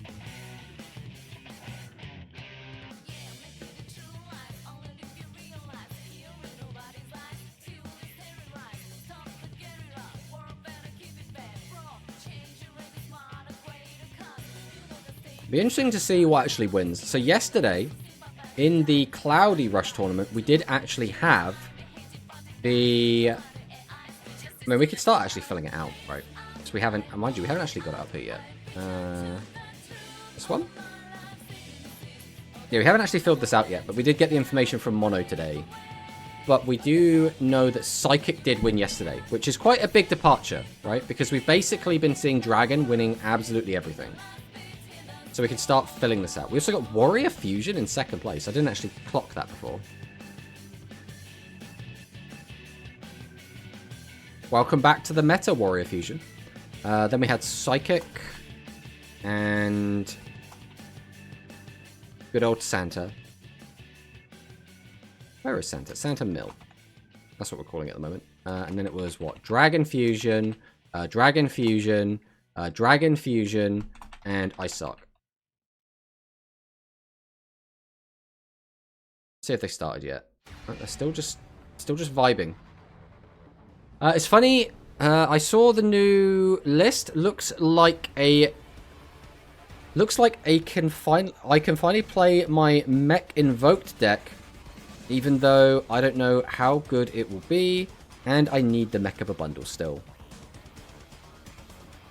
I mean, Invoked is a pretty fun deck. I know a lot of people have really enjoyed that deck. It's very simple to play and very fun, so like, at the very least, it could be pretty cool. It's funny how pissed people are about the ban list, yet forget the bigger problem that we should be glad that got banned. I think... So, alright, so if you're upset about the ban list, what that means is you are invested into the game. And I think that's always a good thing, right? So anyone that gets angry over the ban list, I actually think is a good positive, because that means they are emotionally invested into the game. So that just means they care. I think a lot of people don't like negativity. I have on the opinion that there is such a thing as toxic negativity, and there is also such a thing as toxic positivity. I really don't mind it when people are very critical about something, because you're never going to see anything change unless you're critical about it. And if you're critical about something, like I say, it means that you care about it, right? Like, you wouldn't be complaining about something if you didn't give a shit. That being said, I do think that a late ban list is better than no ban list, but I do also think that if there is something like an FTK, that should be addressed before the regular ban list. We shouldn't wait for the ban list to deal with that. We should just deal with that. Like, surely they must know the FTK was going around. Like, they can't be completely oblivious to it, right? They just cannot be. So many Dragon Fusion. Oh, yeah. Oh, yeah. I'm happy because the FTK is out, while Heroes being relative is sad, but at least they won't play Eclipse and they won't draw 4. I think that... So there's also a weird disconnect that happens, right? And this is primarily going to be between super competitive tournament players and ladder grinders. Ladder grinding is, just by definition, not as competitive as tournaments. Tournaments are a competitive environment. A ladder is still a competitive environment, But you can cog with anything, right? You can, like, you can make it through with just about anything. Which is why, like, occasionally I'll get YouTube comments on my videos saying something along the lines of, this deck is, like, actually meta because I cogged with it. And I'm just sat there like, bro, you can cog with anything in Rush. Like, you cogging with a deck does not suddenly mean it is, like, actually a good deck. That's just not what that means whatsoever. So when people have a lot of hate for heroes, I think a lot of that is going to be aimed primarily at the fact that when they play ladder, it's what they run into again and again and again. And when you play in the KCCup, you play against heroes again and again and again. As well as the perceived fact that the deck doesn't really require much skill to pilot, on top of the fact you can end on a crazy good board with the skill doing most of the heavy lifting. And then that's how you get, like, the glue comments, right? Oh, well, you're playing a deck where you yellow button win, it's brain dead to play, it's super easy. But the bad, like, aspect of that is you can understand people's frustrations, but there are some people that just genuinely really like heroes. And they're almost caught as collateral. Like, there are some people that have just, like, I really like the hero archetype. Finally, the heroes are good again. I'm really looking forward to this. And then when they play the deck they've been looking forward to playing all this time, everyone starts, like, berating them for it. And I don't think that's, like, a good atmosphere to be in either. I think Icy Gamer is a good example of this, where Icy is a big hero player. Like, he absolutely loves heroes. And his favorite card of all time is Rainbow Neos. So Rainbow Neos came out, he was super, super excited. And then everyone's just sat here, like, calling the deck, like, glue. And, like, they're hating on hero players. And I just think it's just like, ugh. But again, I understand the frustration. But thank you for the following, Big Cheese. Thank you. Thank you. I'm upset that they limit Salad Foul when I'm using a free-to-play Salad deck. I mean, they're never going to hit the expensive cards. Like, they're never going to hit the URs. They're always going to hit the cards that are easy to get because it's less of an impact, right? Or it's less of an impact if it was like wallets or whatever. Brawler Stratos. All I care about is not seeing Jaden's face too many times in ranked.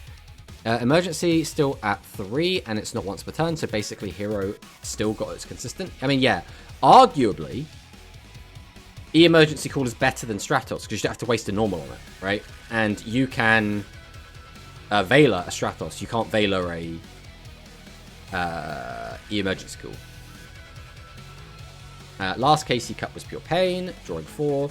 Thank you for following. If I may, which of the recent dragon lists you think is the best list to grind some ladder for gems for a few hours?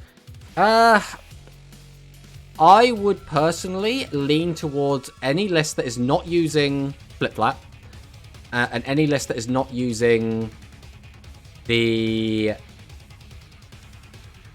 7 Shift. I think both of those, they're not bad, but I do think they are less consistent, and they do open up vulnerabilities, which can lead you to getting, like, clapped a little bit.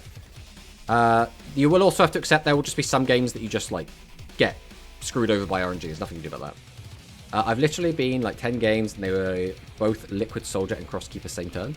It's one of those things where I played against a crap ton of hero in the KCCup. Like, a ridiculous amount of hero. The amount of times that the heroes actually ended on an, like, actual disgusting turn 1 board was not that high. I think there was, like, 2 games where they ended on, like, 4 extra deck monsters, 3 back row. And I was like, this is disgusting. I can't beat this, like, whatsoever. But other than that, I think a lot of the time, they would just end on, like, really crap boards, and I would just, like, be able to play through it. So, like, there's obviously going to be a massive disconnect as well between a good hero player and a bad hero player. There's going to be a disconnect between a good hero hand and a bad hero hand. I think the issue is, when a hero does high roll and they know what they're doing, it gets real scary real quickly. I'm sick and off work today, so I thought I would walk down childhood memory lane. Don't we all? I mean, we're all just sat here reliving our Yu-Gi-Oh! Memories for the most part.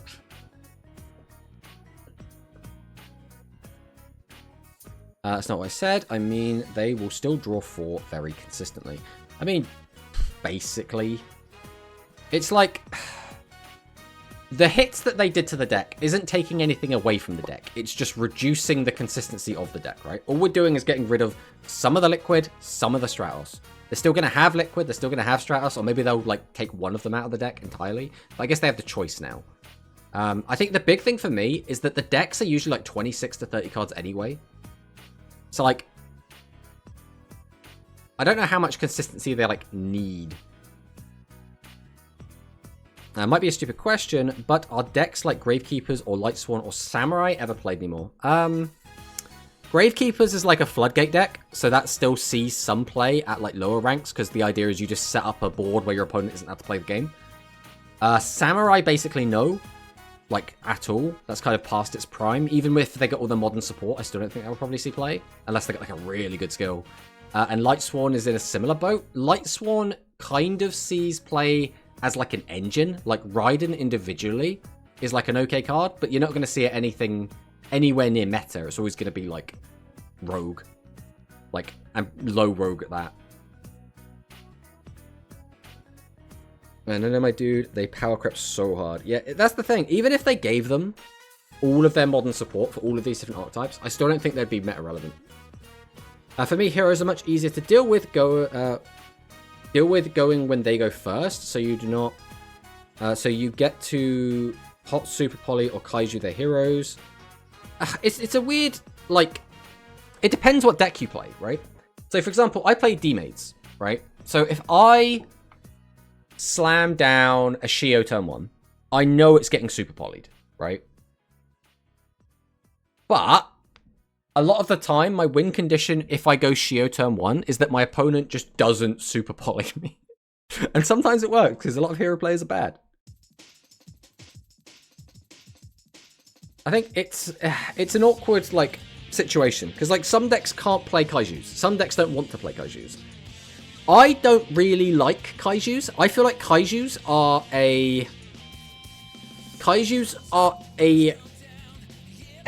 bandage fix to a problem that Konami themselves created, right? They basically said, we're going to make towers.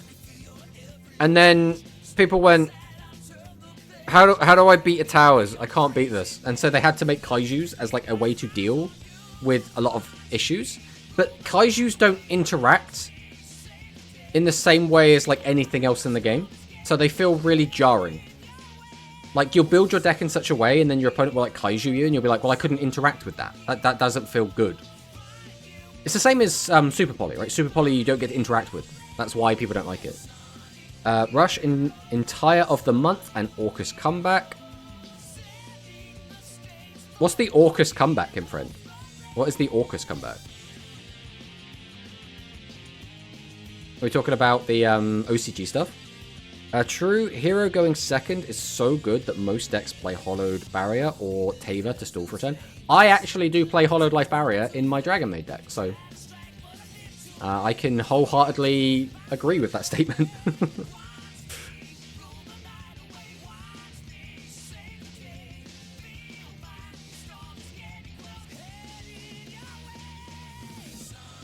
Okay, we're just summoning out our bosses. We're going to use Candy Lie's effect. Sometimes I even forget there's a tournament going on, bro. We've just been yapping about other stuff. But to be fair, it's a Psychic Dragon match. Like, we've seen this for the last, like, 2 months. Like, we already know what's happening, right? It'd be nice. I'm rooting for the Psychic player. Just because, one, it's the guy that knocked us out, and he's been 2-0 the whole way through the tournament. And two, it would be nice for Dragons not to win again. If they're gonna Super Poly me, they will get Kaiju'd for it. I mean, if they Super Poly you, you would usually think they would try and end the game that turn, unless you've got, like, a trap card to save you, right? Scrap Recycler free. Ooh, Kid Friend, that is a good shout. I looked at the ban list very, like, briefly. But yeah, now that you mention it, Scrap Recycler being free. That used to be... It was played alongside... I think you played that if you were playing one copy of Harp Horror and one copy of Nightmare. Playing Kaijus is a revenge statement, for me at least. Also, Tom, I got a new replay for you. It's very back and forward, your favorite. Yeah, we'll take a look after this if you want. Zaki boys, are you... Is it a rush replay? Because if I recall correctly, your rush deck was kind of toxic. Bye-bye, Duel Links. No, Kim friend, you can't leave Duel Links. You must stay and change it from within. Plus, Orcust is a cool deck. I don't know why people dislike Orcust so much. Orcust is fine. I don't even... Is Orcust, like, good? Like, it's rogue, obviously. But, like, even with, like, Scrap Recycler, is it suddenly going to be, like, good? Because I don't feel like it is. Orcust is, like, a really weird matchup into heroes as well. Where, like, you can, like, make a ding, and then your opponent just sits there and just uses, like, Arm Dragon level 10, like, 4 times in a turn. And you're just like, oh, okay.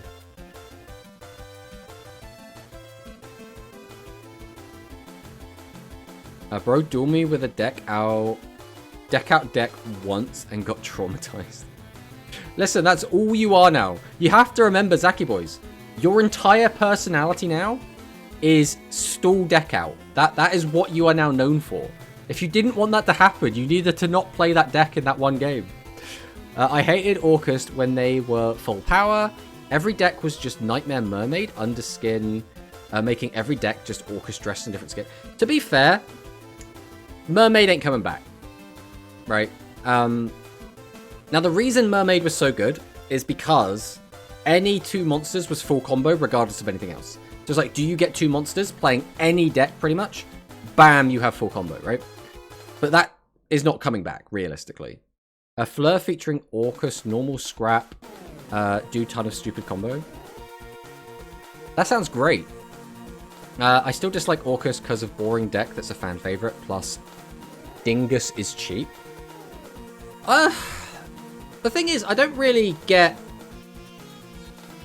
the hate, right? Like, so Dingisu itself gets to send something to the grave, which is, it's a nice effect because you can hit anything with it.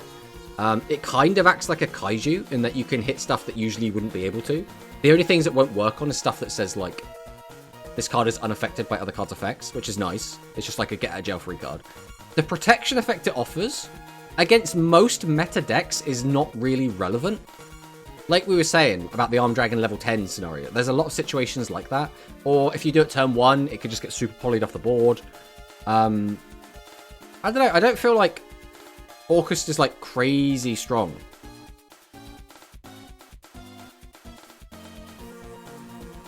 True, I play Stun in Master Duel. Well, there you go. This is how you've got this reputation, Zaki boys. The damage Orcust did to me is unforgettable. It's hard to not see Harp Horror without shivering and cringe. I really like the deck. I think Link decks in general are kind of fun. And there aren't that many Link decks that I actually play and enjoy. I think the aesthetic of them is really cool. I like the fact they're like Dark Machines. I think it's just a lot of cool stuff going for them. They will kick some... something in Fleur. I mean, we'll have to wait and see, right? It'll be interesting at the very least to see if we do see anything in tournaments. Because tournaments will now start using that list, right? So, because we've had a new speed list today, I wouldn't be surprised if Quantum runs a speed tournament today. And then just uses the new ban list. So we might see, as early as today, a new speed tournament, right? And get some, like, speed results in. Which could be interesting. Might as well change my name to Toxic Boys.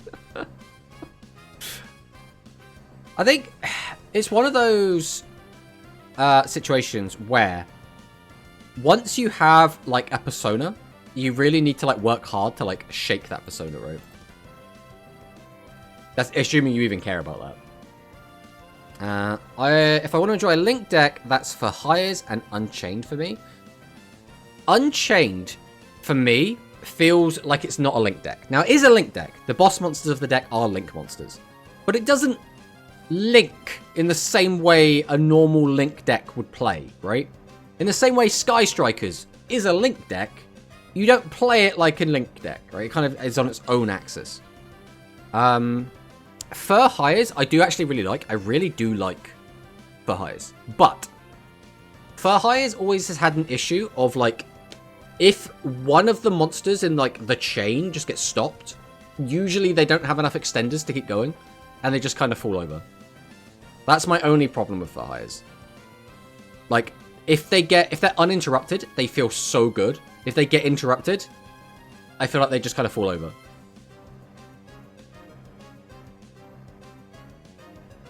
I'm not really a big fan of Mayakashi either, to be honest. I do really like Tri-Brigade, though. I think Tri-Brigade's a cool deck. I hope you at least understand the salt you get over your deck. I mean, that's what it really comes down to, right? You know, it's not about do people dislike your deck. It's like, do you understand why they dislike your deck? It's a super poly link. I mean, basically, yeah. It's one of those things as well where, like, I play Unchained in Master Duel, but, like, as an engine in Fluffles. So, like, I am quite familiar with, like, a lot of the Unchained cards and how they work. And I do think they are, like, pretty cool. But as a Fluffle player who plays a deck that hasn't received support in, like, 8 years, we just scavenge other people's decks and we just take what we want. That's just how the deck works at this point. To be fair, I usually play the lame version of Stun Stall, like in Master Duel. I don't play Statue Stun, I play Gravekeeper, which is fair because it sucks. I kind of get that. The thing is, I used to play Gravekeepers when they very first came out. And I'm talking like, you know, Pharaonic Guardian Gravekeepers, right? Quantum is laughing damn hard. As well he should. But yeah, like I said, I'm expecting a Quantum Daily today instead of a Quantum Rush. We'll see what actually ends up happening, though.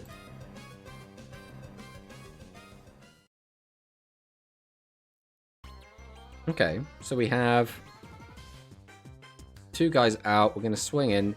Are we thinking that Psychic might take this tournament, guys? Are we thinking Psychic might actually win? But yeah, once this tournament's concluded, once we've got everything we need, we will then be going over some of the changes. We'll be going over the ban list. We'll be going over the top 100 list. We'll just be yapping about speed for a bit. That is the plan. But we'll finish the tournament first. We do want to find out who wins.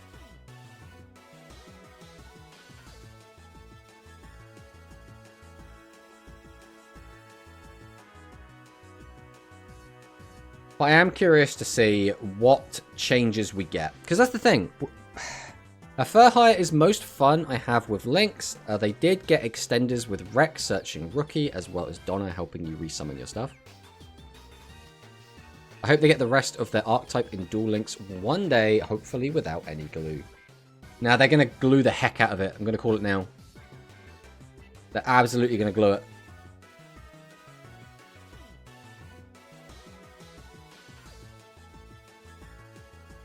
Look at how many cards we're working with here. We got what? 7 in hand, 3 on the board. We have 10 cards to work with, and we have no monsters on the field. But I am interested to see what decks people can cook up with the new release stuff from the ban list. The High Brigade is so fun, by the way. I haven't actually played that combination, and I haven't seen anyone play it, so... do you guys think Runic going to be in Duel Links? I mean, it'll be in it eventually. Just like Drytron will be in it eventually. Just like Eldritch will be in it eventually. But it's like, when will it come out? And what will it be like?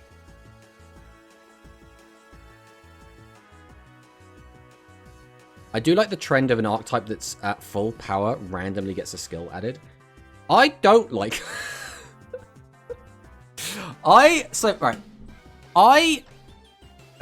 What's the best way to phrase this?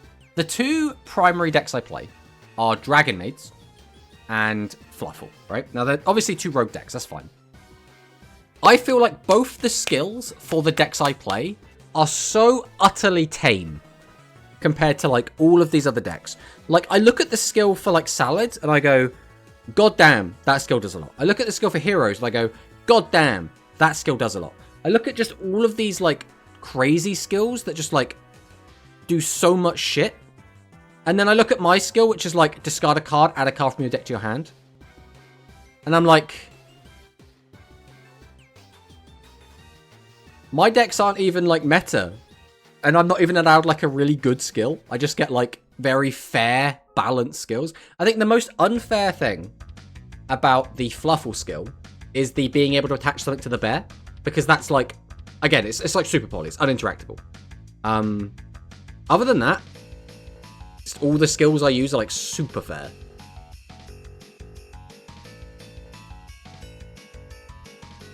Tony card format, same as long as it doesn't make overpowered or play the deck for you. Tame skills basically. Eldritch is fine. It's not like there are much to floodgate in the game. I mean, yeah. Eldritch, though, is going to have, like, insane grind game. I mean, I can't wait for Eldritch, personally, because, believe it or not, Eldritch is a really good extender for Fluffles.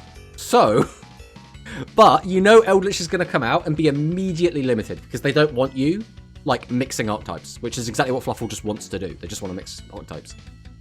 Eldritch on its own is Might even a flood is just a playstyle works well with floodgates.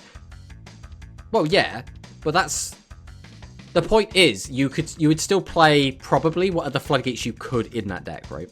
I love the Golden Lord Boy. I just hate what usually comes with it. Yeah, I know what you mean.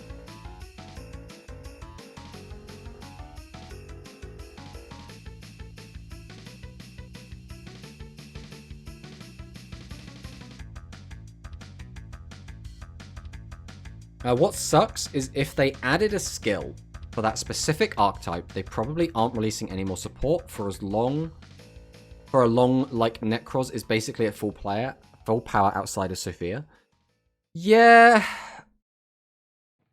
The thing is, I'd rather a deck was like competitively viable for a bit than not. That's kind of like what it really comes down to. Whether or not that means releasing all of its support, whether or not that means giving it an overpowered skill or whatever. But like, I was waiting for Fluffle for so long. Fluffle came out, it won a tournament, it topped a couple of tournaments, then immediately fell into obscurity. It was never a tiered deck, which just feels like such a shame. It would be really nice if every time a new deck came out, it just got to be tiered for a bit. Now, whether or not that's power creep, or whether or not that means nerfing all of the current decks, you know, that's up for debate. But it just feels so meh when a new deck comes out and it does nothing. It's just like, doesn't move the needle whatsoever. It's like, eh. And then, like, Dragon Maid's got to be a tiered deck for a bit. That was really cool. I got to actually play a tiered deck. It was a tier 3 deck, but it was still a tiered deck. And then, like, still without even a new product release, I think it immediately dropped down to a rogue deck. The situation of Fluffles reminds me when the Prank Kid situation in Duel Links. I remember Prank Kids were like a top tier deck until Meow Meow Mew got hit, and then it just kind of stopped seeing play. I'm not sure what the correlation there is. A Dragon Maid have a lot of new support still to come. So it was a good investment. I mean, it just depends then, but how long is it going to be for that to come out? If it comes out too soon, is it going to be overpowered? If we wait too long, is it going to fall into obscurity again?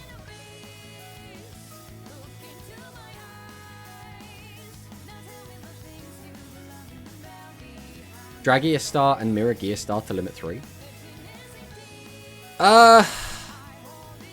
So, I actually don't think that's a horrible idea, Manicus. Oh, Ursus. And that's because if they've absolutely cut Yami Ruler's balls off, why is Dragius allowed to just have his swinging around? That's what I'm saying. That's what I'm saying. Which game is this? All the yapping made me forget.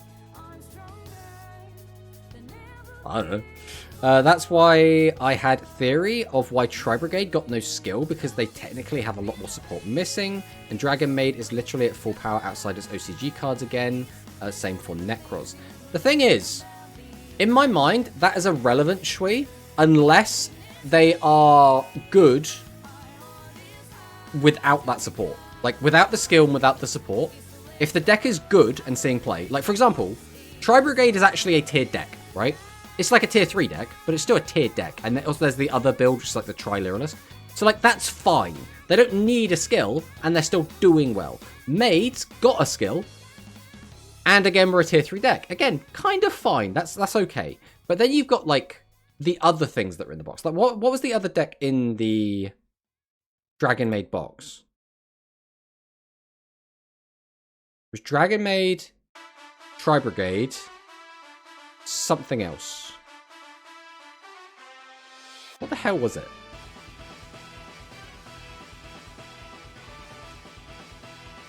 Gizmek. There you go. Why is Gizmek not a... Oh, Crystal Beast. Crystal Beast, to be fair, Crystal Beast is a good deck. But Gizmek? Gizmek's done nothing. Where's the Gizmek tops at, yo? You know what I'm saying? Hello, Sakadetsu. Welcome, welcome.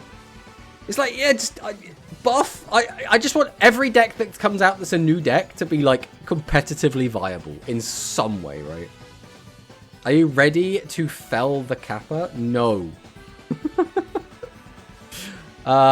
I think Kappas need their modern support. Kappas as is garbage. We need the new boss monster, we need the trap cards. Otherwise, they are just straight up bad. If we get the new boss monster, arguably a bit overpowered. So, just let us have the new boss monster, Konami. Brigades will be fun once we get this Melfi in the game. I did play a little bit of Tri-Brigade Melfi on Master Duel, so like, I do think that deck is actually really fun. I really like the Melfis. I think Gizmek's bosses are spread out amongst loads of other boxes. Yeah, but that doesn't mean the dedicated few players won't make it work if it's good. Good luck. Face someone with level 7 vanilla. I mean, the issue is there's not a lot of them going around. There's like Galactica Oblivion. And then like Miss Mutton. Like people just aren't playing them.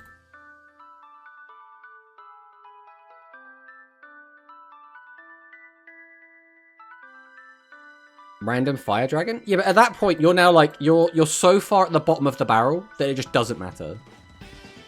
Dark Magician Kappa. Now, is that Kappa as in like the emote Kappa? Or like Kappa... like, are you playing Kappas in Dark Magician? Or Worm? I mean, to be fair, yeah, Worms do play that. But like, again, how often do you find a Worm player? The new Gaia Skill Foolish is one? I mean, yeah, alright, if Gaia becomes a tier 1 meta threat deck, maybe we see Kappas do something. And maybe if it, at the same time, like Galaxy also becomes a tier 1 meta threat deck, bam, oh look at that, Kappa become like anti-meta, right? Oh damn, maybe I should do that. Dark Magician Kappa, for real, for real. Exactly, exactly. Now you can't play the boss, you can't play River Slider, which means you can't play Die Wet because he gets out River Slider. But you can play the rest of them, which are all vanillas. Now, why isn't there a card that can turn a level 7 into a normal monster? There are cards that turn monsters into insect. It's very different to do that, unfortunately. I don't even think... Is there any card in even just, like, OCG or TCG that do that? Like, just regular Yu-Gi-Oh? Oh no, my Red Eyes deck, what I'm not yet made is in danger. Oh no. Gemini? Gemini is like the opposite though, right?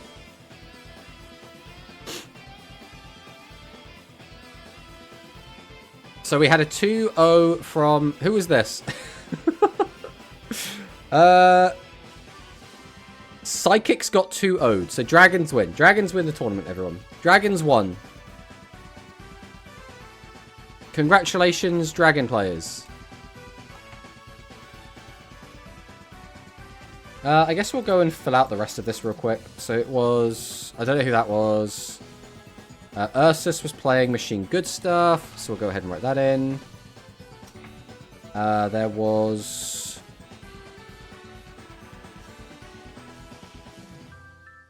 What was Mono playing? Is Monosync still here? I have no idea if Mono's still here. But if Mono is, we need to find out what deck he was playing. But that is going to be the end of the tournament, which means now we just get back to like yapping. The best part of the stream. So, I guess the first thing we'll do is take a look at the Speed Forbidden / Limited. Oh, you want to do your replay? Okay, Zaki boys, we'll do your replay. We'll do your replay.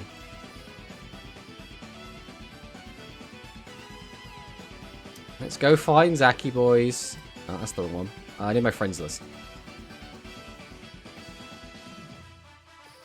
Why isn't there an effect to set a card into a maximum but not be a maximum? Don't worry about it.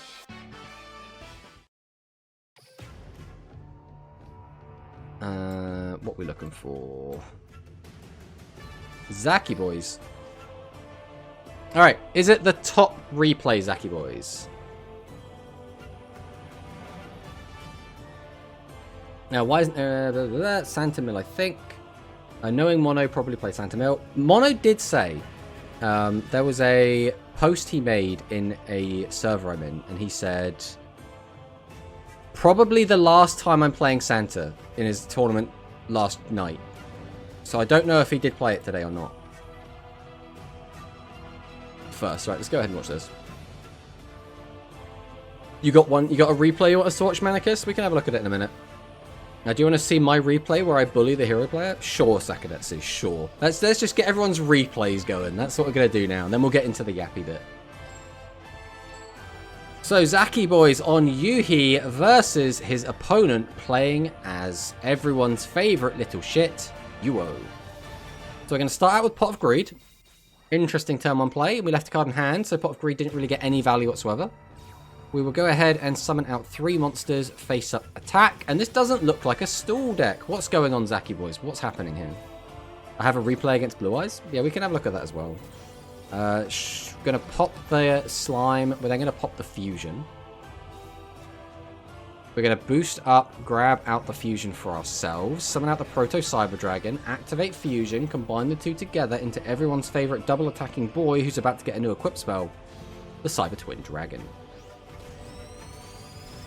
Go ahead and clear 2. We do leave our opponent with the Avant Wolf. We're going to activate our own Pot of Greed to draw 2 cards. We're then going to summon out the Nail Hedgepeg, milling our own negate attack, not really ideal. Summon out the Cyber Search, who will then bring back the Cyber Dragon, activate the skill to boost the attack up, set 2 back row, clear over the monster, and get in for a solid 3,600 additional damage. We're only 1,000 life points in the lead. Our opponent summons out the Cyber Dragon, activates Barrage of Steel, that's the last one, pops the Cyber Entry, summons out the Assault Cannon, tributes it to summon out a second Cyber Dragon, activates the Talismanic Seal Array. This is a little bit early, but I suppose this is all we have. We will set another back row, boost the attack of our Cyber Dragon, and then clear over our opponent's problematic monsters. We could have got an extra 500 damage, but it wouldn't really have been worth it. Now Hedgehog comes down again. We will reduce the attack of a Cyber Dragon, summon out our own Cyber Dragon, Talismanic Seal Array, and this is going to be a lot of damage threatened. Summon out the Ultimate Flag Beast Boltracorn. Use the skill. Buffered Slime is going to come down to protect the life points, and we will activate Card Restoration as well to bolster our life points a little bit, back up to 31. So 6 cards to work with. We set 2. Summon out the Ancient Gear Golem, which is going to get Forever Frozen. That is very disappointing for our opponent. That would have been a guaranteed lethal push. Whereas now, this is not a lethal push. Ooh, 100 life points and a dream. We tribute set. That's probably going to be an Ancient Gear Golem. There isn't really much else it could be. The only way this gets outed is if our opponent summons a third Cyber Dragon, so we'd have to tribute over the Cyber Search and then fuses into a Cyber End. Talismanic Seal Array is going to come down. Okay. And then pass, just so we don't deck out. We already had 4 cards in hand, though. I think he just didn't understand how the card worked. Cyber Assault comes down. We pop. Summon out the Avant Wolf. We'll boost the attack up to 29. We'll swing over. We'll swing over. And we will close the game. Okay. That TSA at the end felt a bit weird, but it is what it is. Definitely is what it is. I really think I play stall to get to Cog. Yes. Yes, I do. Can you also have a quick look at the Discord? It's about the Dragon lists talk from earlier. What am I looking at Discord? Making me read Discord when I'm streaming. Which two do you think's better?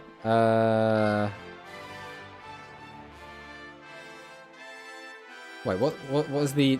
It's not even easy to spot the differences of these decks immediately. They're so similar, I don't think it really matters. I don't like the Blue Eyes one. I would say the one on the left. Just because the Blue Eyes one means playing 6 tribute monsters, and I think 6 is way too many. Also, the one on the left has 3 Replacer, which is less likely to brick you up, because then you can use Replacer to actually get your bosses out. I feel like the one on the right is just begging to brick. Is Isarc going to outplace Cointech and Light Galaxy in your records? Man, I had a chance to go top 4 again if my business meeting didn't happen. I mean, we can take a quick look if you want.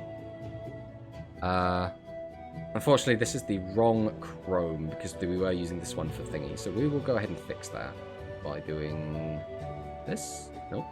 This. Nope. This. Perfect. So here we can see our data. And if we go ahead and resort this, bear in mind this isn't like completely up to date, but it's like almost up to date. We do currently have IceSuck is here and CoinTech is here. So IceSuck still needs a little bit more to push above CoinTech.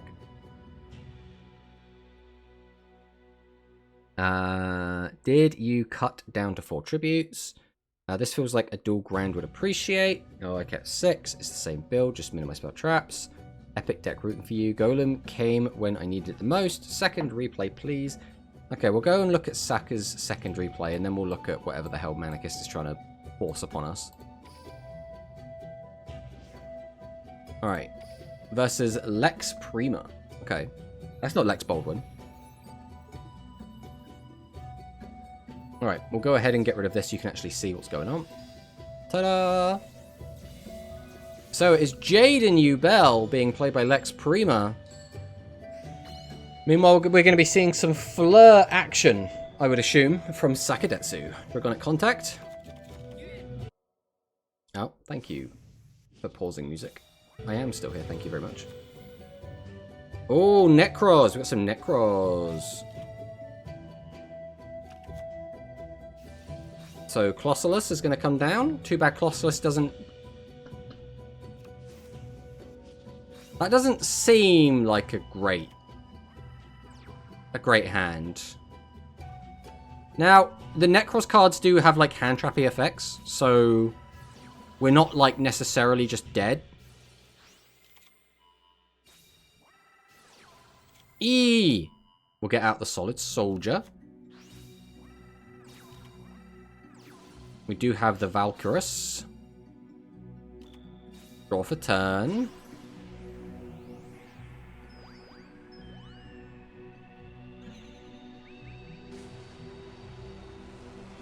I'm going to go into Stardust Charge Warrior. Stardust Charge Warrior effect's going to draw us a card. Glow Up Bulb into... What are we going into? A 7.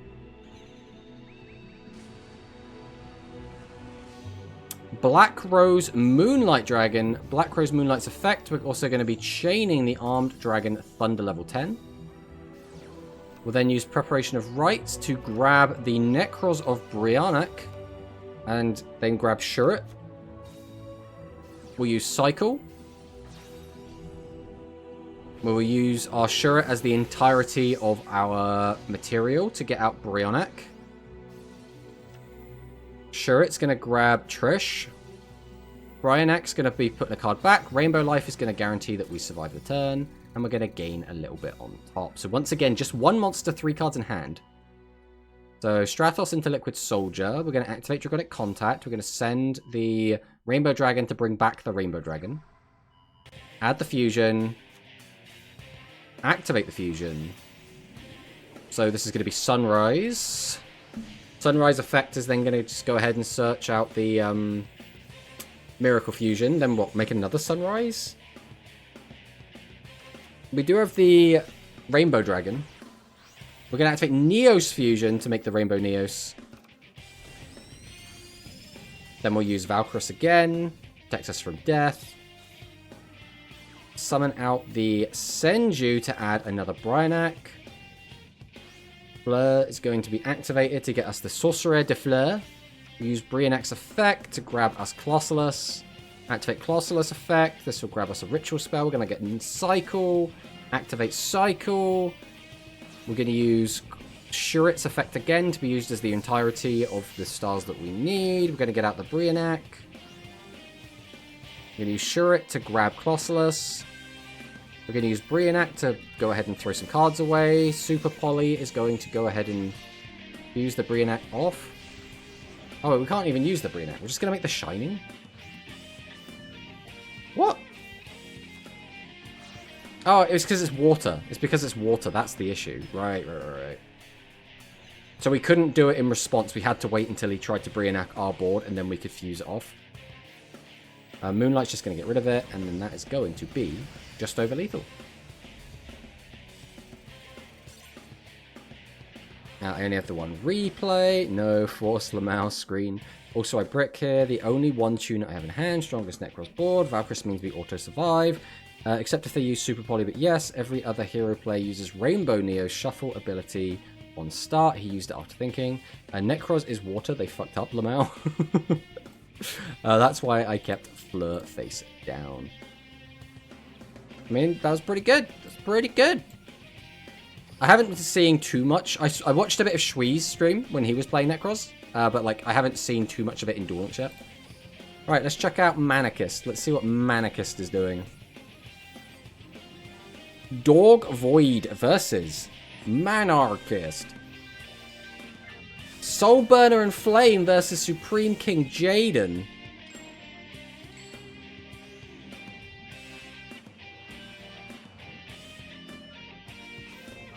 Awakened Reincarnation Power. Level 5 Reload. Okay, we're on some War Rocks. We're just going to slam 2 War Rocks down. So the War Rocks effects are going to be live. So we're just going straight away with Falco. Let's see what we do with this. We're going to Balinx. Balinx is going to get us the field spell. We're going to chain Gazelle. We grab Sank. Use Gazelle effect. We'll send Jack Jaguar. Activate Sank. We'll be going into, I assume, Sunlight Wolf.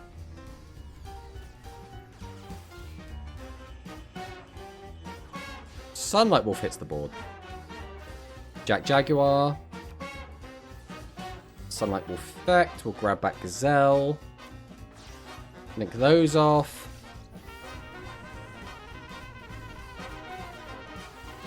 Check my replay against Blue Eyes after. Will do.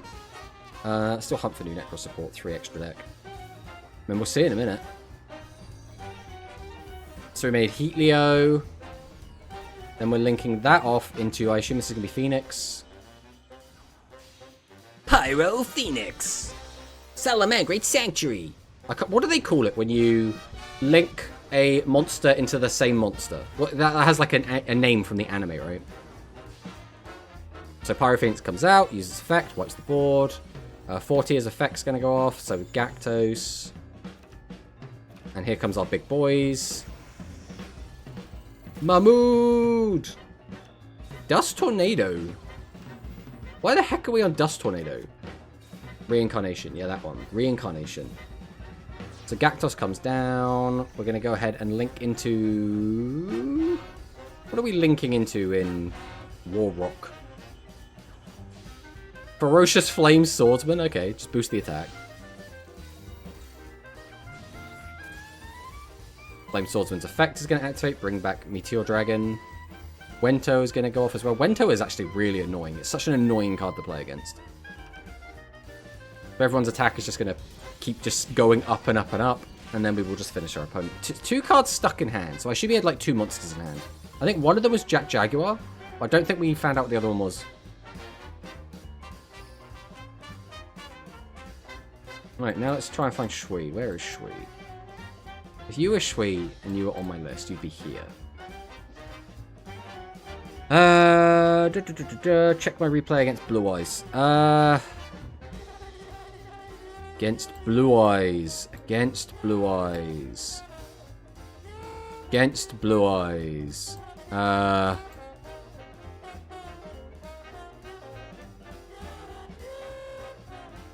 I'm looking for Blue Eyes. I'm not seeing Blue Eyes. They don't play Salad. How could they mess up this badly to lose against Warrock? I don't see... This one? No, that's you. Do you see Kyber? There's Kyber here. That's you. And they're playing Defleur. Am I blind?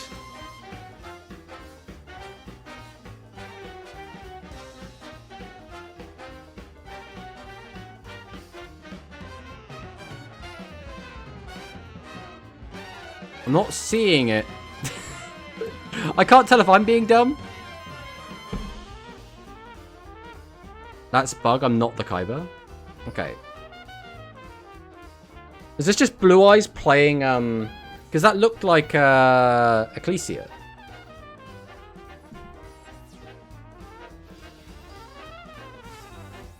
Alright. Taya versus Kaiba.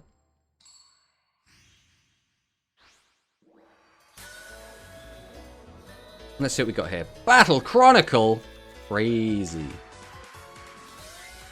Normal summon Blackluster Soldier. But that's a ritual monster. What?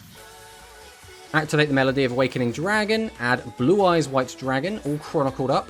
And a Blue Eyes Alternative White Dragon to the hand. We're going to reveal the Blue Eyes White Dragon to special summon the alternative. We're going to go ahead and overlay. Is this going to be Felgrand? Or is this going to be Ding? I would expect a Felgrand here. It is going to be Ding. Okay. Then we're going to activate Nadir's Servant. We're going to go ahead and send the Titaniclad to grab Ecclesia. Ecclesia effect. Special summon itself. Use the rest of its effect to grab Punishment. Set 2, Titaniclad effect is going to grab us our Dogmatica Fleur-de-Lis. We're going to use Brionac's effect to grab the Great Sorcerer. We're going to use a Red Bear's effect. Just sending a load of shit to the graveyard here. So this is going to trigger our Sorcerer and our Shurit, which is going to add a Red Bear and Unicorn to hand. We're going to use Necros of Dragonflame to get back the Shurit, as well as the Kaleidoscope. We're going to go ahead and drop the Kaleidoscope. We will be sending Herald of the Arclight to the graveyard. I wonder if that's going to make a comeback in a minute. Unicorn's going to come down. Herald of the Arclight's effect is going to go ahead and grab us Valkyrus. We're going to use Cycle. Shurit's effect is going to be activated, so he's going to be used as all of our stars. And we are going to bring out our Red Bear. Another water monster. Dogmatic Punishment is going to come down. We're going to use Trish in response. Then Successor Soul is going to be chained. So we will be summoning out the mighty Blue Eyes White Dragon. Only one card left in hand, but our graveyard is very, very chock full. So we're going to use the Bingo Machine Go.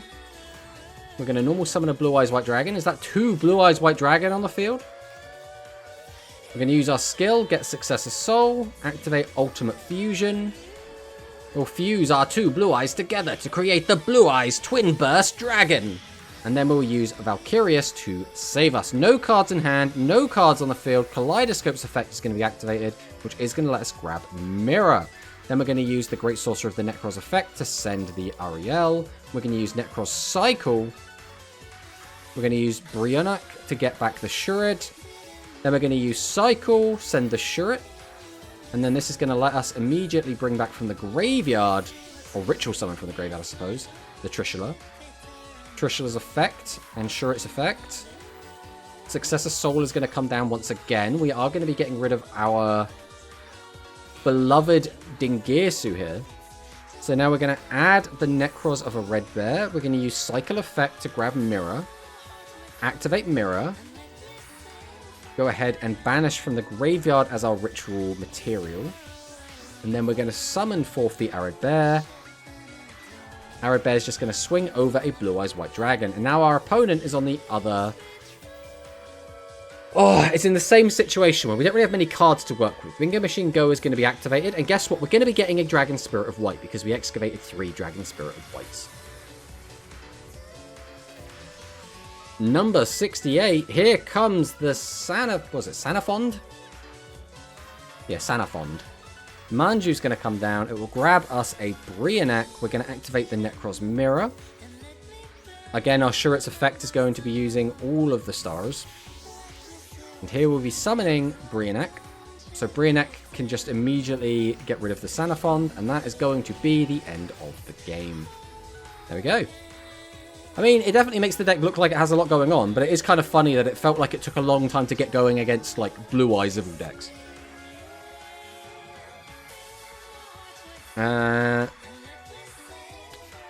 They messed up by queuing into me. I don't know about it. I respect the deck that you use and win. I know it's a bug. Dramatic effect. Yeah, yo, this Kaiba is rich as heck. Is that Paco Waco Taco in the chat? Hello, hello. Yeah, I had my 7 shift with multiple fusion ideas stolen by some Angel Cup player. Gross. Note, if he just chain Fleur, I'm pretty sure I was dead. Nobody reads Trish or about rulings. It's probably not about like nobody reads the rulings, because that would imply the rulings are there readily and available to be read. You have to go out looking for them, right? It's like nobody looks up the rulings. True. Necros have low base attack, so that's a huge problem. And I think that's it for the replays. We've gotten through all of our rickety replays, so we will be going back over to have a little yap about this. So we have our Speed Forbidden Limited List and Skill Balance update. So first things first. Imitation. Fuck this card. Just get rid of this crap.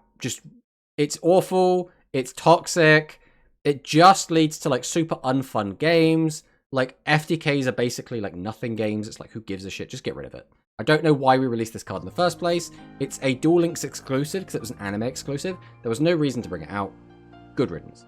Then we got Foul. Does Foul matter? Like, it's annoying. Is this gonna, like, seriously slow down this deck? Like, it's good. It's really good. I think it will definitely impact the deck's performance, but will it knock it out of a tier 1 spot? Does just Foul to 1 knock this deck down a tier, is the question. I don't know how often this card is, like, used, is the issue. So I'm not, like, a big Salamangreat player, so I'm not going to be the one to ask about this card. The big ones are obviously going to be the Elemental Heroes. Stratos getting here is going to be a consistent hit for the deck.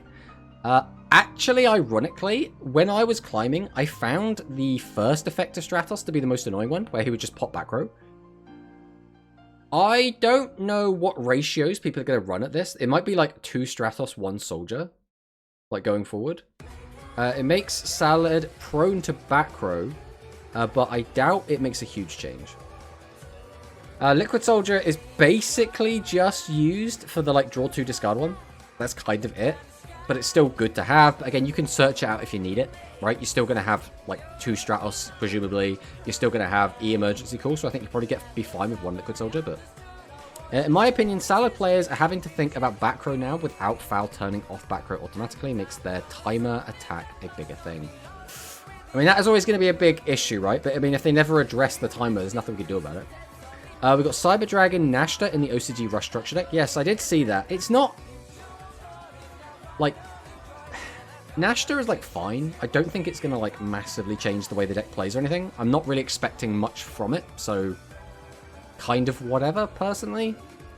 And then this is where, like, the juice is going to come in. Because what we wanted... This had to happen, right? This is like, okay, we're going to hit Salads a bit. This is like, okay, we're hitting the Elemental Hero. We're hitting the consistency, we're not hitting the ceiling. And I think a lot of people would have rather the ceiling got hit. And I can understand that. But, like, theoretically, this might slow down the deck a little bit. Like... The issue is, again, I have so much exposure to the hero deck being piloted by bad people. Like, bad players. Which means it's going to skew my perception of what this deck does. Consistently and remove limit 3. I mean, yeah, but I feel like there are a lot of non-limit 3 cards that you can just replace the limit 3s this deck plays with and, like, not really care. So I don't even know if that matters too much. Like, it is a hit, but... is it going to, again, knock it out of tier 1? I doubt it. And then down here's where all the fun stuff is, right? So we got Mechaba is no longer limit 1. I believe this is still... you can only get 1 of this card. So what this now means is that Invoke deck can now play limit 1 cards. I don't know what limit 1 cards you'd specifically want to play in Invoked. So...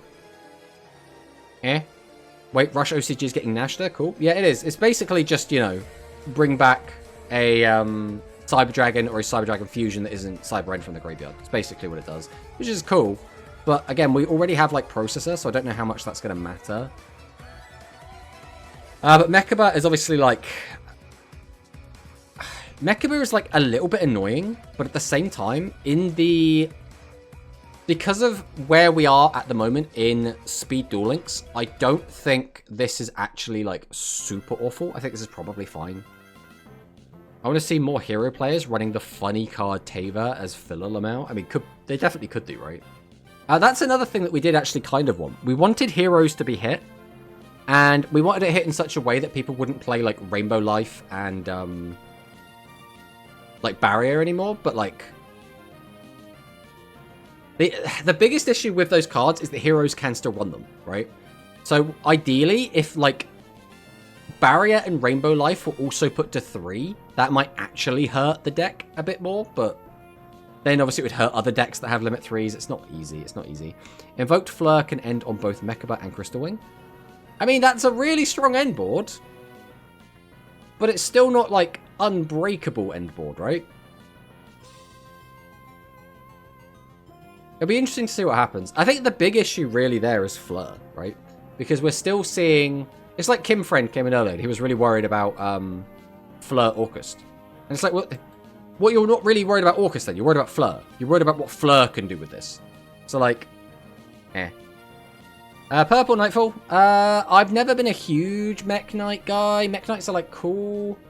I think we did see Mech Knights get a little spike in popularity when they got their latest wave of support. I think maybe it would do something.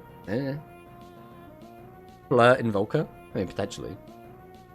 Again, I don't really know what this deck ends on. I don't know what, like, a Mech Knight end board looks like. Like, they make the link. And then, I don't know where they go after that, so... Terrors of the Overroot. This is a really strong card, but...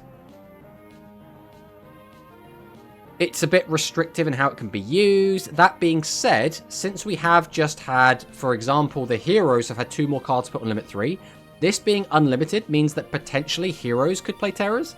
Now, I don't know if they're going to want to do that, but they could. Make Link, Set Trap, make a Skill Drain. Skill Drain effects are so lame, bro. They lock you out of monsters and traps, or monsters and spell effects. I mean, that's not really what this does, right? This is kind of an Omni, depending on what's in your hand. Oh, are we talking about Mech Knight? Okay, if it's just Floodgate, then yeah. It's funny Terra isn't even in a box yet, and it got unbanned. Oh, it's a selection box. That's pretty funny. Selection box super mini. Cyberload. Is anyone doing anything with Cyberload? Is it... Cyberload being unlimited, does this suddenly mean that you're going to play this in Cyber Dragons? Realistically, that deck is now an Xyz deck that makes, like, Vimana and, like, Infinity, and then passes. Like, we don't have the luxury to also play Cyberload Fusion, I don't feel. And I suddenly don't think, like, Fusion Sidra is going to come back into the meta in a big way, so, like, maybe? Cyber's just doing nothing, really. Yeah, it's like a rogue deck that just, like, makes a couple of negates, and then just doesn't do anything beyond that, right? It's like, Scrap Recycler is a pretty cool combo piece. Again, like Kim Friend was saying, this is probably going to see some play in Orcust. Is there even anything else that matters in this? Like, what decks want to send a machine monster to grave? Maybe Earth Machine play this? That's like the obvious one. But then I think their normal summons are also quite tight. I still think Cyberload at 1 or so is fine, since you can banish off Overload. End phase back pro Evisceration. Crystron, I do not play Crystron at all. I've barely even seen anyone else play Crystron. Crystron is so not on my radar that I genuinely just don't know what that deck really does. I've talked to a few people that really like it. They have played it and they've told me a little bit about it, but I've never actually, like, sat down and watched, like, full Crystron games. So... then we have Cocytus, or Cocytus, depending on how you want to pronounce it. It's basically a big towers. It's kind of annoying. I think there are probably enough decks that can just deal with this and don't really care. So I think it's probably fine. Now, if I remember, this card was originally, like, banned or limited to 1 for, like, a very specific reason. But I wasn't playing during that time, so... aside from Orcust, I doubt that many decks will use it. And that's kind of how I'm looking at it. Like, I know this card was, like, a menace back in the day, but, like, I don't know what it does now, realistically. It was banned? Yeah, but, like, why was it banned? We'll talk about Apocalypse for now. Which one is this? If this card is sent from the spell and trap zone to the graveyard, you can target one monster on the field and destroy it. You cannot activate the effects of Insane Chain. You can take Draco, King Draco Control, destroy it if you do. The attack defense of all face monsters you field from half during your opponent's main phase. You can immediately have to cover themselves, tribute summon. Okay, I don't really like True Draco, so I guess I'm not super happy about this, but I don't play against it enough to really care. It was banned because every good card was a target. It was banned because it's an untargetable wall that can't be destroyed. So it was banned because it's a towers. It was just banned because big towers are annoying to get rid of, right? Because it was a tower we didn't ever move. But now we got everything, right? We got Kaijus, we've got like we got Ding, right? We got plenty of shit to get rid of it now, so it shouldn't be as big of an issue. And we can just attack over it, right? It's just a 2900 defense, so it doesn't matter so much. Droplet, yeah, exactly. Yeah, overall, I would say a little bit disappointing that this was all that Heroes got. This is fine, I think, for Salads. Obviously, this had to go. None of this screams like it's going to be incredible. I really feel like they're trying to push Invoked, and that's why they're, like, getting the Invokes off of the ban list. That's what it kind of feels like. I don't know if this is going to have a huge impact on the meta. Again, I would expect there to be a Quantum daily today. So, assuming that happens, we should get some very quick results as to what's actually going to change. A lot of people will just try out the new shit. We'll probably see a bunch of Invoke decks show up. We'll probably see some like nerfed Heroes and nerfed Salamangreat, so we can see how they do as well. Hero players are gonna scare you trying to out a Cocytus. I mean, what? So his effect is just cannot be targeted. So heroes can still just like attack over it or shuffle it away with Rainbow Neos, right? So I don't think it's going to be like too difficult, right? Pretty sure the really good deck that at the time abused it was Invoked Element Saber, used Cocytus as their shield, and Purgatrio as their OTK. And I could understand that. I could definitely understand that. I will try to make a board with Mechaba and Herald of Arclight on the field. Maybe potential could be okay.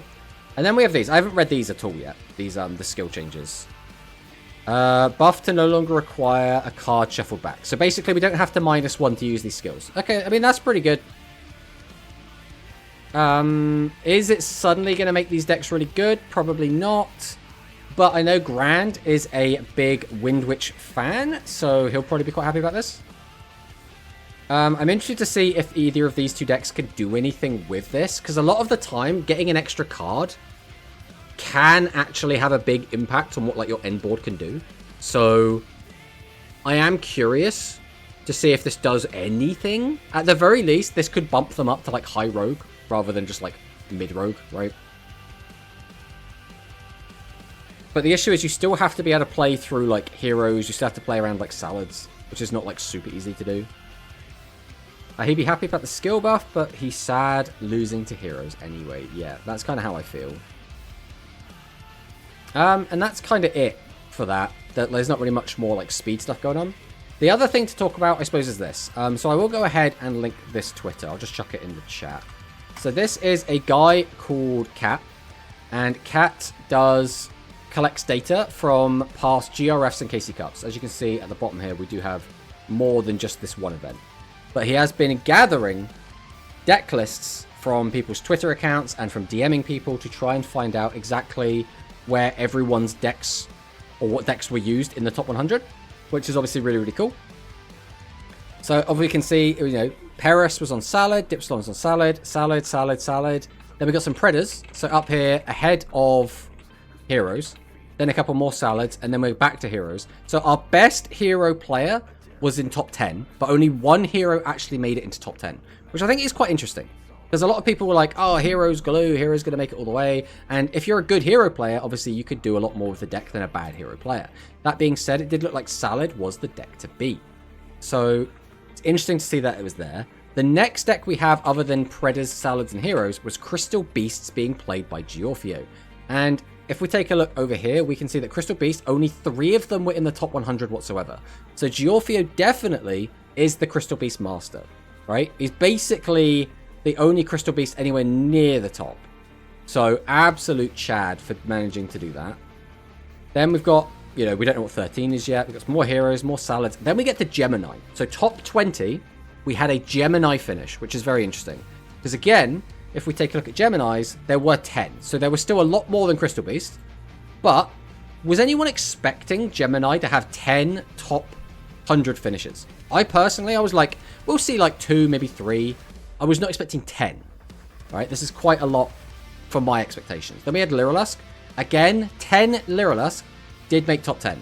So it's not like absolutely crazy, but these two obviously did quite well to make top 20. They were the only ones of their specific decks that did make it in there. Again, assuming this unknown isn't either of that, right? So then we go further down, and it's like, you know, nothing like super crazy. It's all the decks that we've seen. We have a Fleur invoked at 33. So that was Ryosuke. So what we should be able to do is click this, and then we'll actually be able to see his list. Let's take a gander. So this was the Fleur invoke list that he was playing. So we're on 3 of the 8s. We're on 2 Alpha.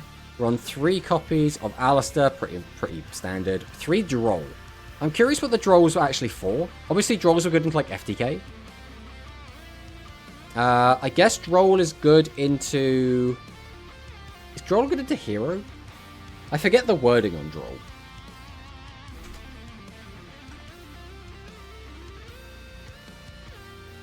If they add a card from their deck to their main deck. Except during the draw phase. Okay, yes, that'd be really good against heroes. And sort of salads. This is not okay. This is cancer. We got, like, what's this? Retaliating Sea? Is that what this is? I think this is Retaliating Sea. I forget the sea cards. Yeah, this is Retaliating Sea. Okay. Then we just got more Fleur. I mean, it made top 33, right? It is going to be very much like kind of stun. But it's cool that it made it, right? At least it's doing something different. Where did we get to? That was like 33. So what else do we have? More Gemini, more Lyrilusk. We got Predator Plants, Heroes, Crystal Beasts. There's a second Crystal Beast down at 47. Is there anything else that's like interesting here? We've got Battling Boxers down at 64. Let's take a look at the Battling Boxer list that managed to top.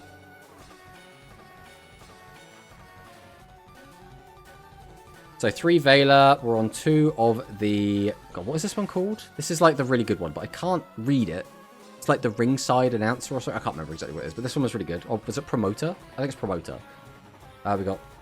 I mean, this looks pretty standard. I don't know if there's anything like crazy sticking out here. As like, wow, that's an interesting tech. Normal Scrap and Fleur. But yeah, cool to see boxers getting a bit of representation. And obviously this is not the only boxer. There was actually a lot of boxers. I say a lot. How many were there in total? There were 4 boxers in total.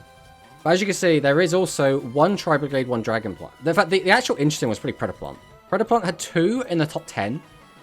And there were only 5 of them in the top 100, like, full stop. But if we come all the way down here, we can see there was the Tri-Brigade. So 97, so barely in top 100. But we did get a Tri-Brigade in top 100. So we're playing the Sovereign, we're playing the 3 copies of Nibiru, and we're on the double Alpha. Interesting list, interesting list. Barely any spell traps. This list is playing Revolt and 2 Tenki, and that's it. Very, very interesting. Also the cats. Is this like... I don't watch a ton of... Tri-Brigade. This doesn't look standard, right? Now, I know it doesn't play many spell traps in general, but is this like a standard Tri-Brigade list and I'm just like super out of the loop, or is this a really weird list? Baylor, then Promoter, then Uppercutter. Ah.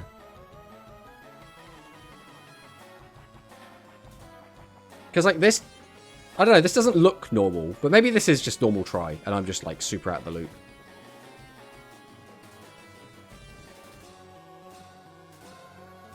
It looks standard for pure? Okay, okay. I didn't realize they were on, like, alpha and nib. And then Dragon Maid also barely made top 100. We'll take a look at this list quick. So, Dragon Maid deck. We are playing one of our Ritual. We are actually playing all 3 of the Chambers. A lot of people have only been playing 2. We are also playing the 2 copies of Kiteroid, which a lot of people haven't been on. We are playing extra copies of the Big Dragons. Now, a lot of people are playing, like, double Lorepar and then just one of the rest. But this list is on triple Lorepar, I assume to use the effect to try and interrupt your opponent's on-field effects. We're using 2 of the Tinkek, which is there, obviously, as the combat trick. The rest of the monster lineup looks pretty standard. We are playing a second copy of Welcome. Is this Welcome Tidying? I forget what this one's called. I think this is Welcome. Which is, like, fine. We are playing the other 2 spell cards as well, which don't see a ton of play.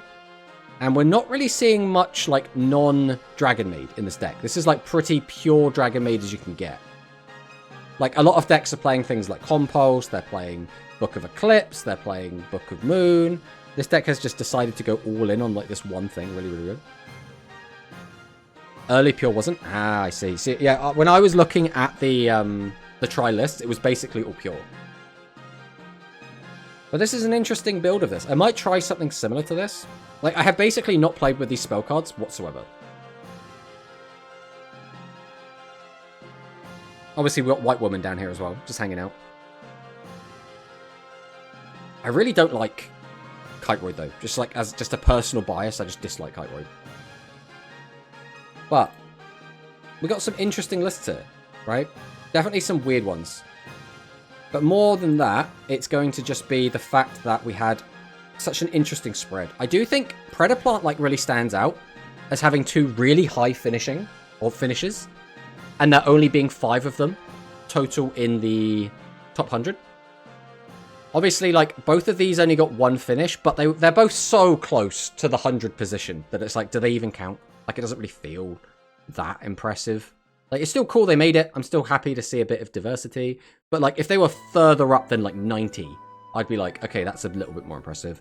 4 battling boxes still doing really good. Crystal Beast, again, really stand out. I think Jorfio really has solidified that he is probably, like, the best Crystal Beast player. But then again, this guy's gone to Worlds for both Rush and Speed. So I think it goes without saying that Jorfio is probably just one of the best Duel Links players ever. So, like, you know, the man clearly has got everything down on lock. But that's kind of it for that. There's not really much more to talk about with this. Realistically, we would just kind of be just, like, yapping for the sake of yapping. But we're quite happy with the way this has gone. Show Jorfio's list? Yeah, we can show Jorfio's list if you want. That's fine. I'll go ahead and link this as well, since everyone should know Jorfio, right? Everyone should go and give Jorfio a follow. So this is the Georfi list. So as you can see, we're playing the Rainbow Dragon, the Crystal Beast Rainbow Dragon at 3. We're playing 3 copies of the Pegasus and the 1 copy of Ruby Carbuncle. And then we have quite a robust Striker package. We are playing the 3 Engage. We're obviously playing just an absolute ton of spell cards. We are playing the 1 Crystal Regeki. We got Beacon. It's so weird as well to see, like, just some of these, like, really old Crystal Beast cards, like Beacon and Regeki, just, like, still sneak their way in. And then for the extra deck, obviously we have the big guy himself. We've got our generic Nightmare stuff that's just really, really good. We got White Woman. Yeah, it's looking pretty good.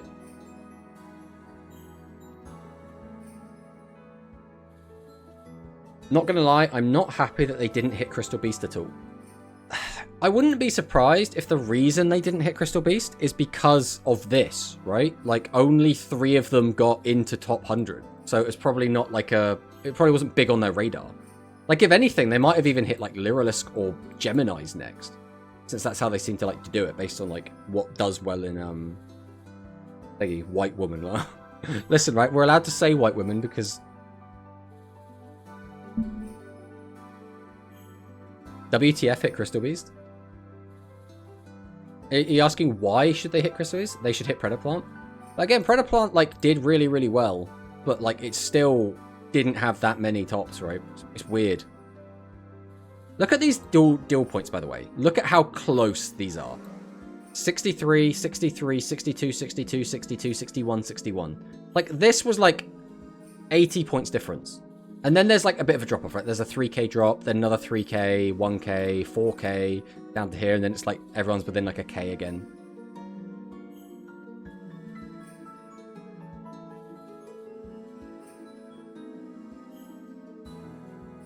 Would you prefer we call her Karen?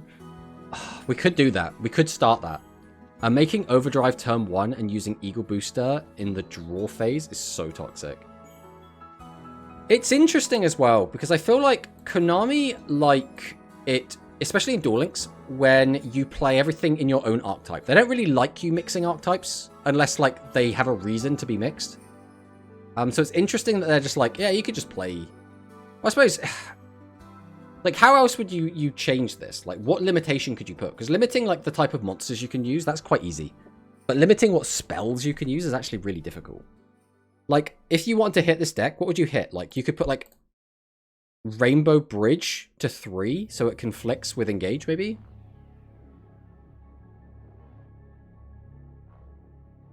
Karen does ruin run, and she do be doing that. Ruin fun. Very fair, fair. Yes, I got Kaiju. Get hello, Hunter. Man, your stream starting my working hours. I mean, we've already been streaming for 2.5 hours. We're probably going to be ending the stream soon. Or I get stalled by the broken battle traps. It's probably not prevalent enough to be hit yet. Yeah, I think that's a big thing. Don't forget as well, if any of these decks do suddenly show off as being like too good or something, they can just throw in a couple of extra bans, or hits, I should say, after the GRF. Now, thank you for the follow, Permafid. But there is going to be, like, not a lot of time between that, because the ban list comes out as the GRF starts. But, like, if something over those, like, 2 weeks does end up being kind of problematic, they can just hit it, right? Like, there is another opportunity. I'm actually a little bit disappointed that we didn't get any rush hits going into the GRF. I think it would have been really nice just to have, like, a little bit of a slap on the wrist for dragons and psychics, and maybe some unlimits. Like, if we're getting a Gaia skill, why not have an unlimit of Gaia or Swift Gaia the Fist Knight, right? Just unlimit Swift Gaia. I think that'd be cool. Especially if we're getting, like we were saying, this Swift Gaia skill. I mean, I suppose just swap back over to this, make it a little bit nicer. But yeah, that's kind of how I feel about that. Predaplant and... they shuffle the Stool Traps. Predaplant and Salad will be tier 1. Fuck them, keep Kaiju skill. Yeah, I agree. I mean, I think, like, the OG Kaiju skill, I don't know if it's, like, OG, but the Fluffle skill is sort of a Kaiju skill, right? You can just slam down Bear and then just yoink your opponent's guy. They can't interact with it. Their guy is just gone. So it's sort of a Kaiju skill as well. But I agree, you know, one of those decks is good and the other one is not good. So, you know, Predaplant being a good deck that also does that is pretty damn good. I guess the last thing I kind of want to touch on is just going to be like the rest of these rush skills. Now, we have already made a video going over these, but I thought we would just talk about these briefly. You know, in an open forum where you guys can actually respond to it as well. Yuhi skill, this... unless there's something I'm not seeing, this is just bad, right? Like, this Yuhi skill is just bad. Why do we want to boost Jointech Raptor's attack? Why do we care? Why is that relevant? I don't think anyone's ever looked at Jointech Raptor and gone, man, I really wish we could boost this guy's attack. Yuhi skill looks meh, but the Yuhi cards look splashable. Yeah, that's exactly my point, right? Rush Horn, I'm excited for. Potentially another 2500 attack Jointech monster. Okay, we can get the Stego, or we can get the Hero. I'm happy for that. Rush Horn, though, I think is just going to go in Sidra. Like, why would you not play this in Sidra? Like, you don't need this in Earth Machine, or in, like, Machine Pile, Machine Good stuff, because they've already got plenty of piercing. That's the whole point of the deck. The actual, like, vanilla Jointech deck can use this, but, like, that deck's kind of just bad. You clearly just don't see Konami image of this skill. I I don't know what cards they could release that would make this good, is my issue. Like, the only thing I can think of is they release Joystick Hero, and then we want to give Hero Piercing so we can actually do stuff. So we want to just be able to search Rush Horn. Other than that, I'm like, eh. I don't think Konami see the image for those skills. I mean, if we get Hero, let's go grab them up. If we get Joystick Hero, potentially could be a good skill, right? So if we summon this by using a Joystick Ace, this thing goes up to 4,000 attack, and then we get to add a 1,500 vanilla back to our hand. If we get 4,000 attack, being able to just search 300 and piercing, now we have a 4,300 piercer. That's actually kind of good. Boosting Raptor, though, still seems like a waste of time. I don't know if that's worth it. But, like, it's just searchable pierce. But, like, I have to have a reason to want to do that, right?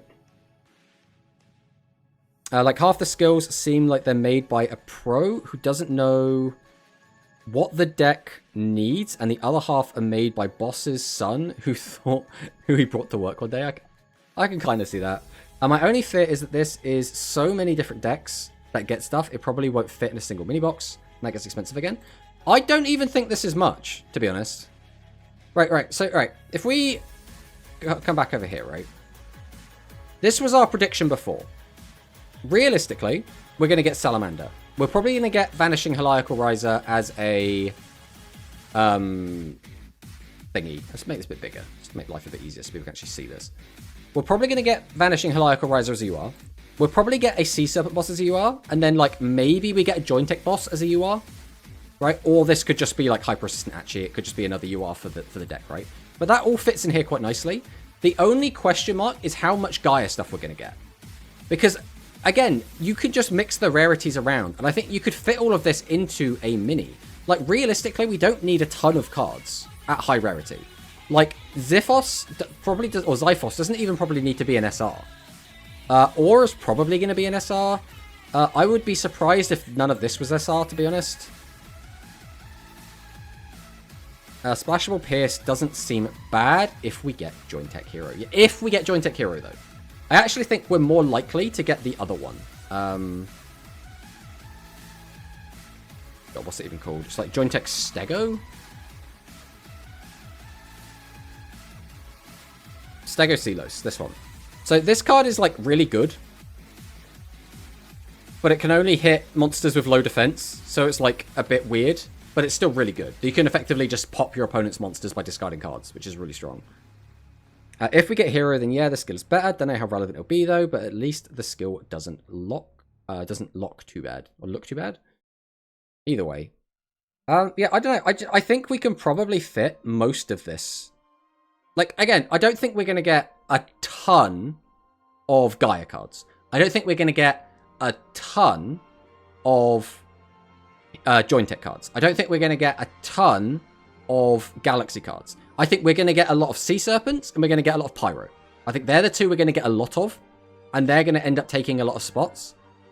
But, like, some archetypes just don't need high rarity slots. You can just give them, like, R's for their bosses and stuff, right? Like, a lot of the Sea Serpent stuff we're getting isn't actually super impressive. Like, like, Wolffish, does that need to be a UR or an SR? Like, it could probably be maybe an SR, but, like, Cachalot, that doesn't need to be an SR. Graganus, that doesn't need to be an SR. I don't think Sea Serpents. You don't think we're getting Sea Serpents? Tomato, will we play Machine Good Stuff with Stego and have Fire Golem to reduce? Oh, that's genius. Genius level there. I think a mix of Fish and Aquas because of the skill's wording. Well, either way, we're going to get some Sea Serpents because the deck wants us to play Sea Serpents, right? That's kind of how I look at that.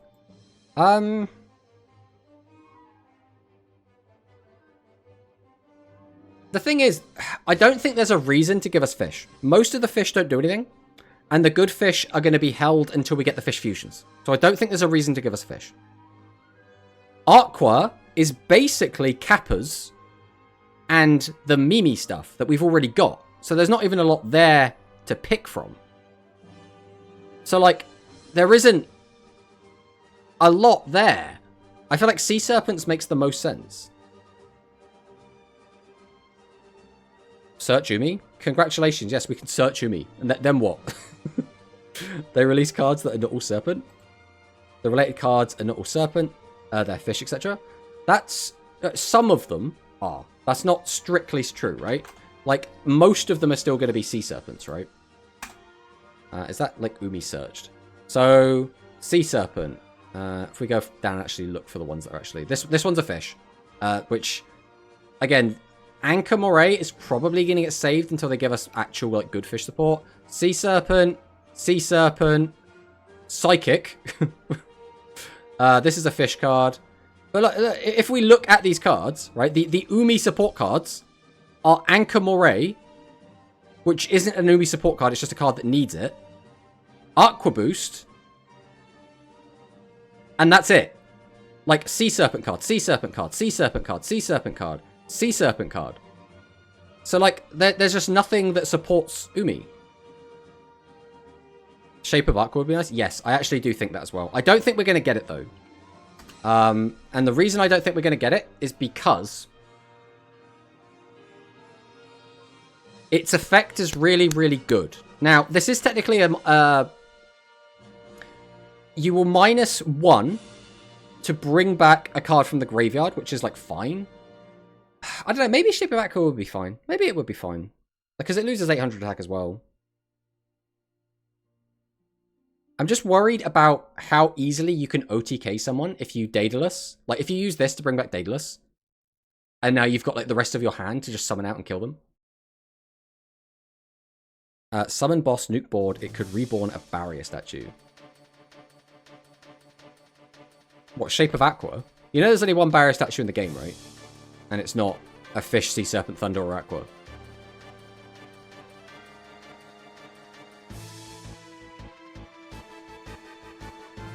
But I don't know. It's an interesting one. It's definitely an interesting one. Like, what I would really like to see is the... Is it treasure? Is that what it's called? Like, dolphin treasure? Oh, I want this. This is what I want. But I just know it's not going to come out. They could always Duel Links exclusive the Aqua one. Alright. Also, first off, hello BT. Welcome on in. Your name is the same color as Manicist on my my screen, so it kind of merged together there. But second off, do you honestly think they're gonna... First off, they'd release another barrier statue after the problems the first barrier statue caused? And then second, do you think they would do that just to be a Duel Links exclusive, just to mess with people? But yeah, Dolphin's Treasure Chest. I really like this card, but again, I feel like Konami is actively avoiding cards like this, right? They actively don't want to give us consistency tools. Like, we haven't got any of the, like, we haven't got the trade-in, we haven't got Ship of Seven Treasures, we haven't got Charm of Saturn, we haven't got any of these cards yet, right? They select to make money, then ban it. That sounds almost too Konami. Give a Ship of Seven, just one for Gaia? I mean, potentially.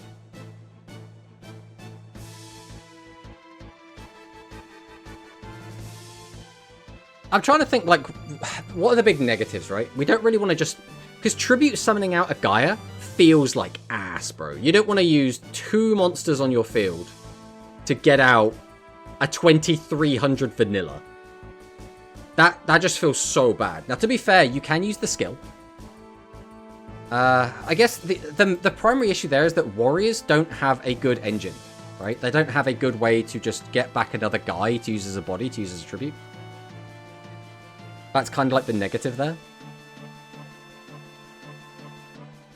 Give a ship limit 3 so it can't be used with order. But then I feel like most people would probably still just use order. Now, if you're speaking of the Fishman 2, they just keep release his dolphin cards as level up rewards. Then the back row became level up drops, Daedalus bundle exclusive. Yeah, I'm expecting Daedalus to be a bundle, right? There's no way it's not. It would be so weird to give us this Umi skill and then not give us Daedalus. And Daedalus would be a legend. Legend kind of has to be in a bundle. Because Daedalus doesn't scream like campaign reward. It screams bundle to me. And then there's the Udius skill. I think this is the most interesting of the skills. Not necessarily the best. Not necessarily the most powerful.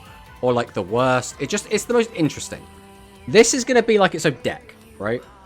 Wasn't there a rumor of a level cap increase for Rush soon? I mean, potentially. I don't know. I don't put too much stock into rumors. But obviously, you know, if they do, I'll be quite happy with it. I think this skill is weird to me. So first off, Daedalus shines with Grand Extreme. Anything else won't be as effective. I mean, very true, very true. I mean, Grand Extreme is just a really good card, just flat out. But this line is weird to me. Why are we locked into one equip spell? Why is that relevant? Why does it matter? Because we can basically search the equip spell. We can dump it into the bin. We can then add it to our hand. Or we leave it in there and use ore to get it back. So we can just always get access to the Xiphos or the Xiphos. So why can we only run one equip spell? Because the other equip spell that Light Galaxy has is the can't be destroyed by card effects one. And would you bother playing multiple Xiphos? Like, if you draw multiple Xiphos, that's going to kind of suck. Because maybe you could get 2 equips in Oblivion and make it too big. Oh, no. Not too big. But, like, you could just do that anyway, just not using this skill. You could just play the other skill and play arguably what's going to be the better skill, and then just slap 2 Xiphos in anyway if you wanted to. I don't even think Xiphos is worth playing just to equip to Oblivion either. I don't know. It's a weird one. It's a weird one. But I do think, assuming we do get Heliacal Riser, it'll be quite interesting, right? Because effectively, what we're going to want to do is we're going to normal summon a level 4. We're going to ideally then tribute, the 4 and something else to summon out Heliacal Riser. We'll then use the skill to add one of these to our hand, so we +1. So effectively, you know, we go back up to like 5 cards, or back up to 3 cards. Then, Heliacal Riser's effect, assuming we now have the Xiphos, lets us draw another card. So now we're back up to having 4 cards available. Because we +1, and then we just +1 again. Riser makes the most sense, and I'll probably try it, because it's not Vanilla Turbo. I mean, basically. Psychic Burial, Shape of Aqua sounds fun to me. Psychic Burial is just so meh. I just really don't like Psychic Burial. But yeah, being able to give your guy Piercing, I think is going to be pretty cool. The only issue I have is that you can only really give Heliacal Riser Piercing. Realistically, you're not going to be playing Amnesia in this deck, so it's just Heliacal Riser. Now, what you could do is just play Meteor Charge in this deck as well, and just like hard draw it, because Meteor Charge is still a good card. I'm interested to see how we're going to like build this. Burial is pointless because there's monsters that do the same thing or better for no life points. Yeah, basically. It's basically a big -1 for no real gain, when you can just have a monster that you just summon does. Like, I almost feel like just using like Reactor is just going to be better, right? There's many mill 2 out there. Everything but Psychic Burial sends 2 for cost. Yeah, exactly. The question is, I guess, will we have one that works in the water deck? Like, maybe. The Reptile mill 5 is better. Next box, Reptile support, surely. I mean, Reptile support shouldn't be too far off, right? We've already talked about how I think the next character that's going to come out should be a 7s character. And as a 7s character, we're kind of limited in who we can get. Now, the obvious ones for me are Tiger, which is Wind Warriors, the Music Princess, or Yuga Goha, who is Reptiles. Now, I think we're probably at a good time for Reptiles. I don't think Reptiles are going to be, like, crazy strong yet.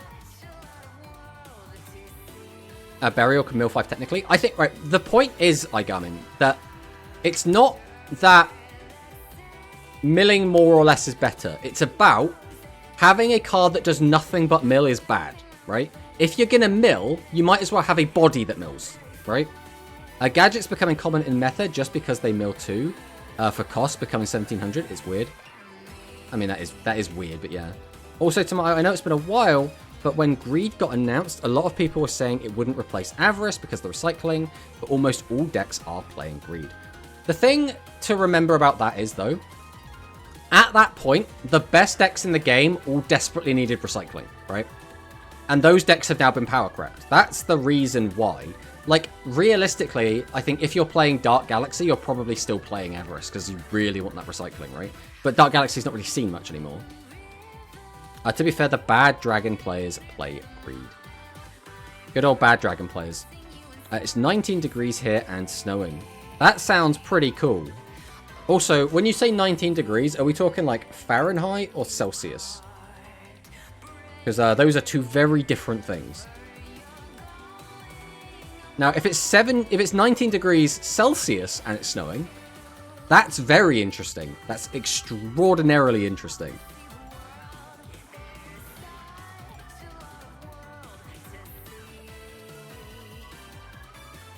"19 degrees Celsius" sounds lovely. I think here, in fact, I can actually find out what it is right now.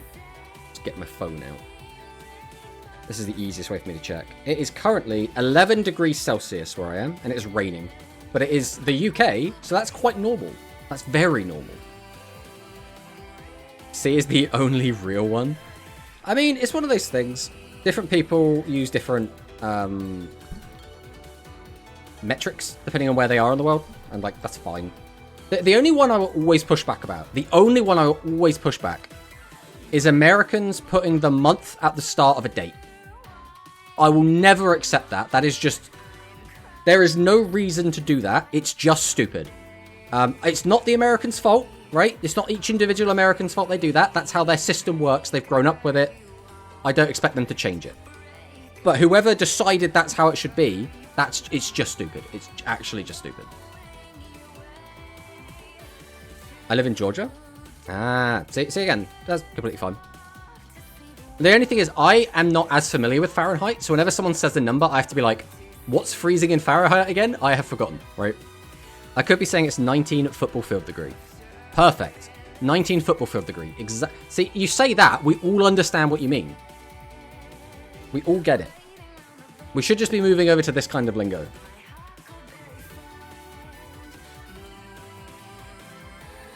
But yeah, I just... All I really want... I want the new stuff to come out, and I want it to change the meta. I want there to be new decks that are fun to play. I want Pyro to be good. I don't think it will be. It might be. It can't beat set 3 pass. That's the thing I'm really worried about, but that's about it. Gaia, I hope we get more Gaia stuff, because they could, theoretically, give us no Gaia cards if they wanted to. They could just give us this skill and give us nothing whatsoever to go with it. Maybe, like, slap a couple cards in the card trader and call it a day. The Yuhi skill, again, I really hope we get Jointic Hero. Maybe that'll make this good. The Udius skill looks interesting. I'm looking forward to playing it. And the Umi skill, we have so little information about. I hope the Umi skill doesn't get, like, a little bit out of hand. The only real, like, problem with this is the skill doesn't really do anything. Like, it sets up Umi, and that's kind of it. It doesn't really do anything else. So, like, a 200 boost to your water monsters is not really good enough as a skill. Also, boosting something else is, like, fine, but it still doesn't, like, plus you or anything. I just kind of hope that the deck doesn't become Daedalus or bust. But we can't search Daedalus. So that also makes it a bit of a problem if it is Daedalus or bust, right?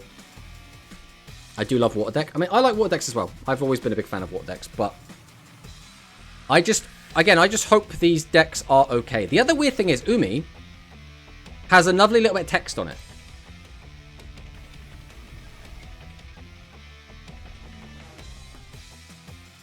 So this doesn't come up often, but we are getting Machine and Pyro support in this box. So, like,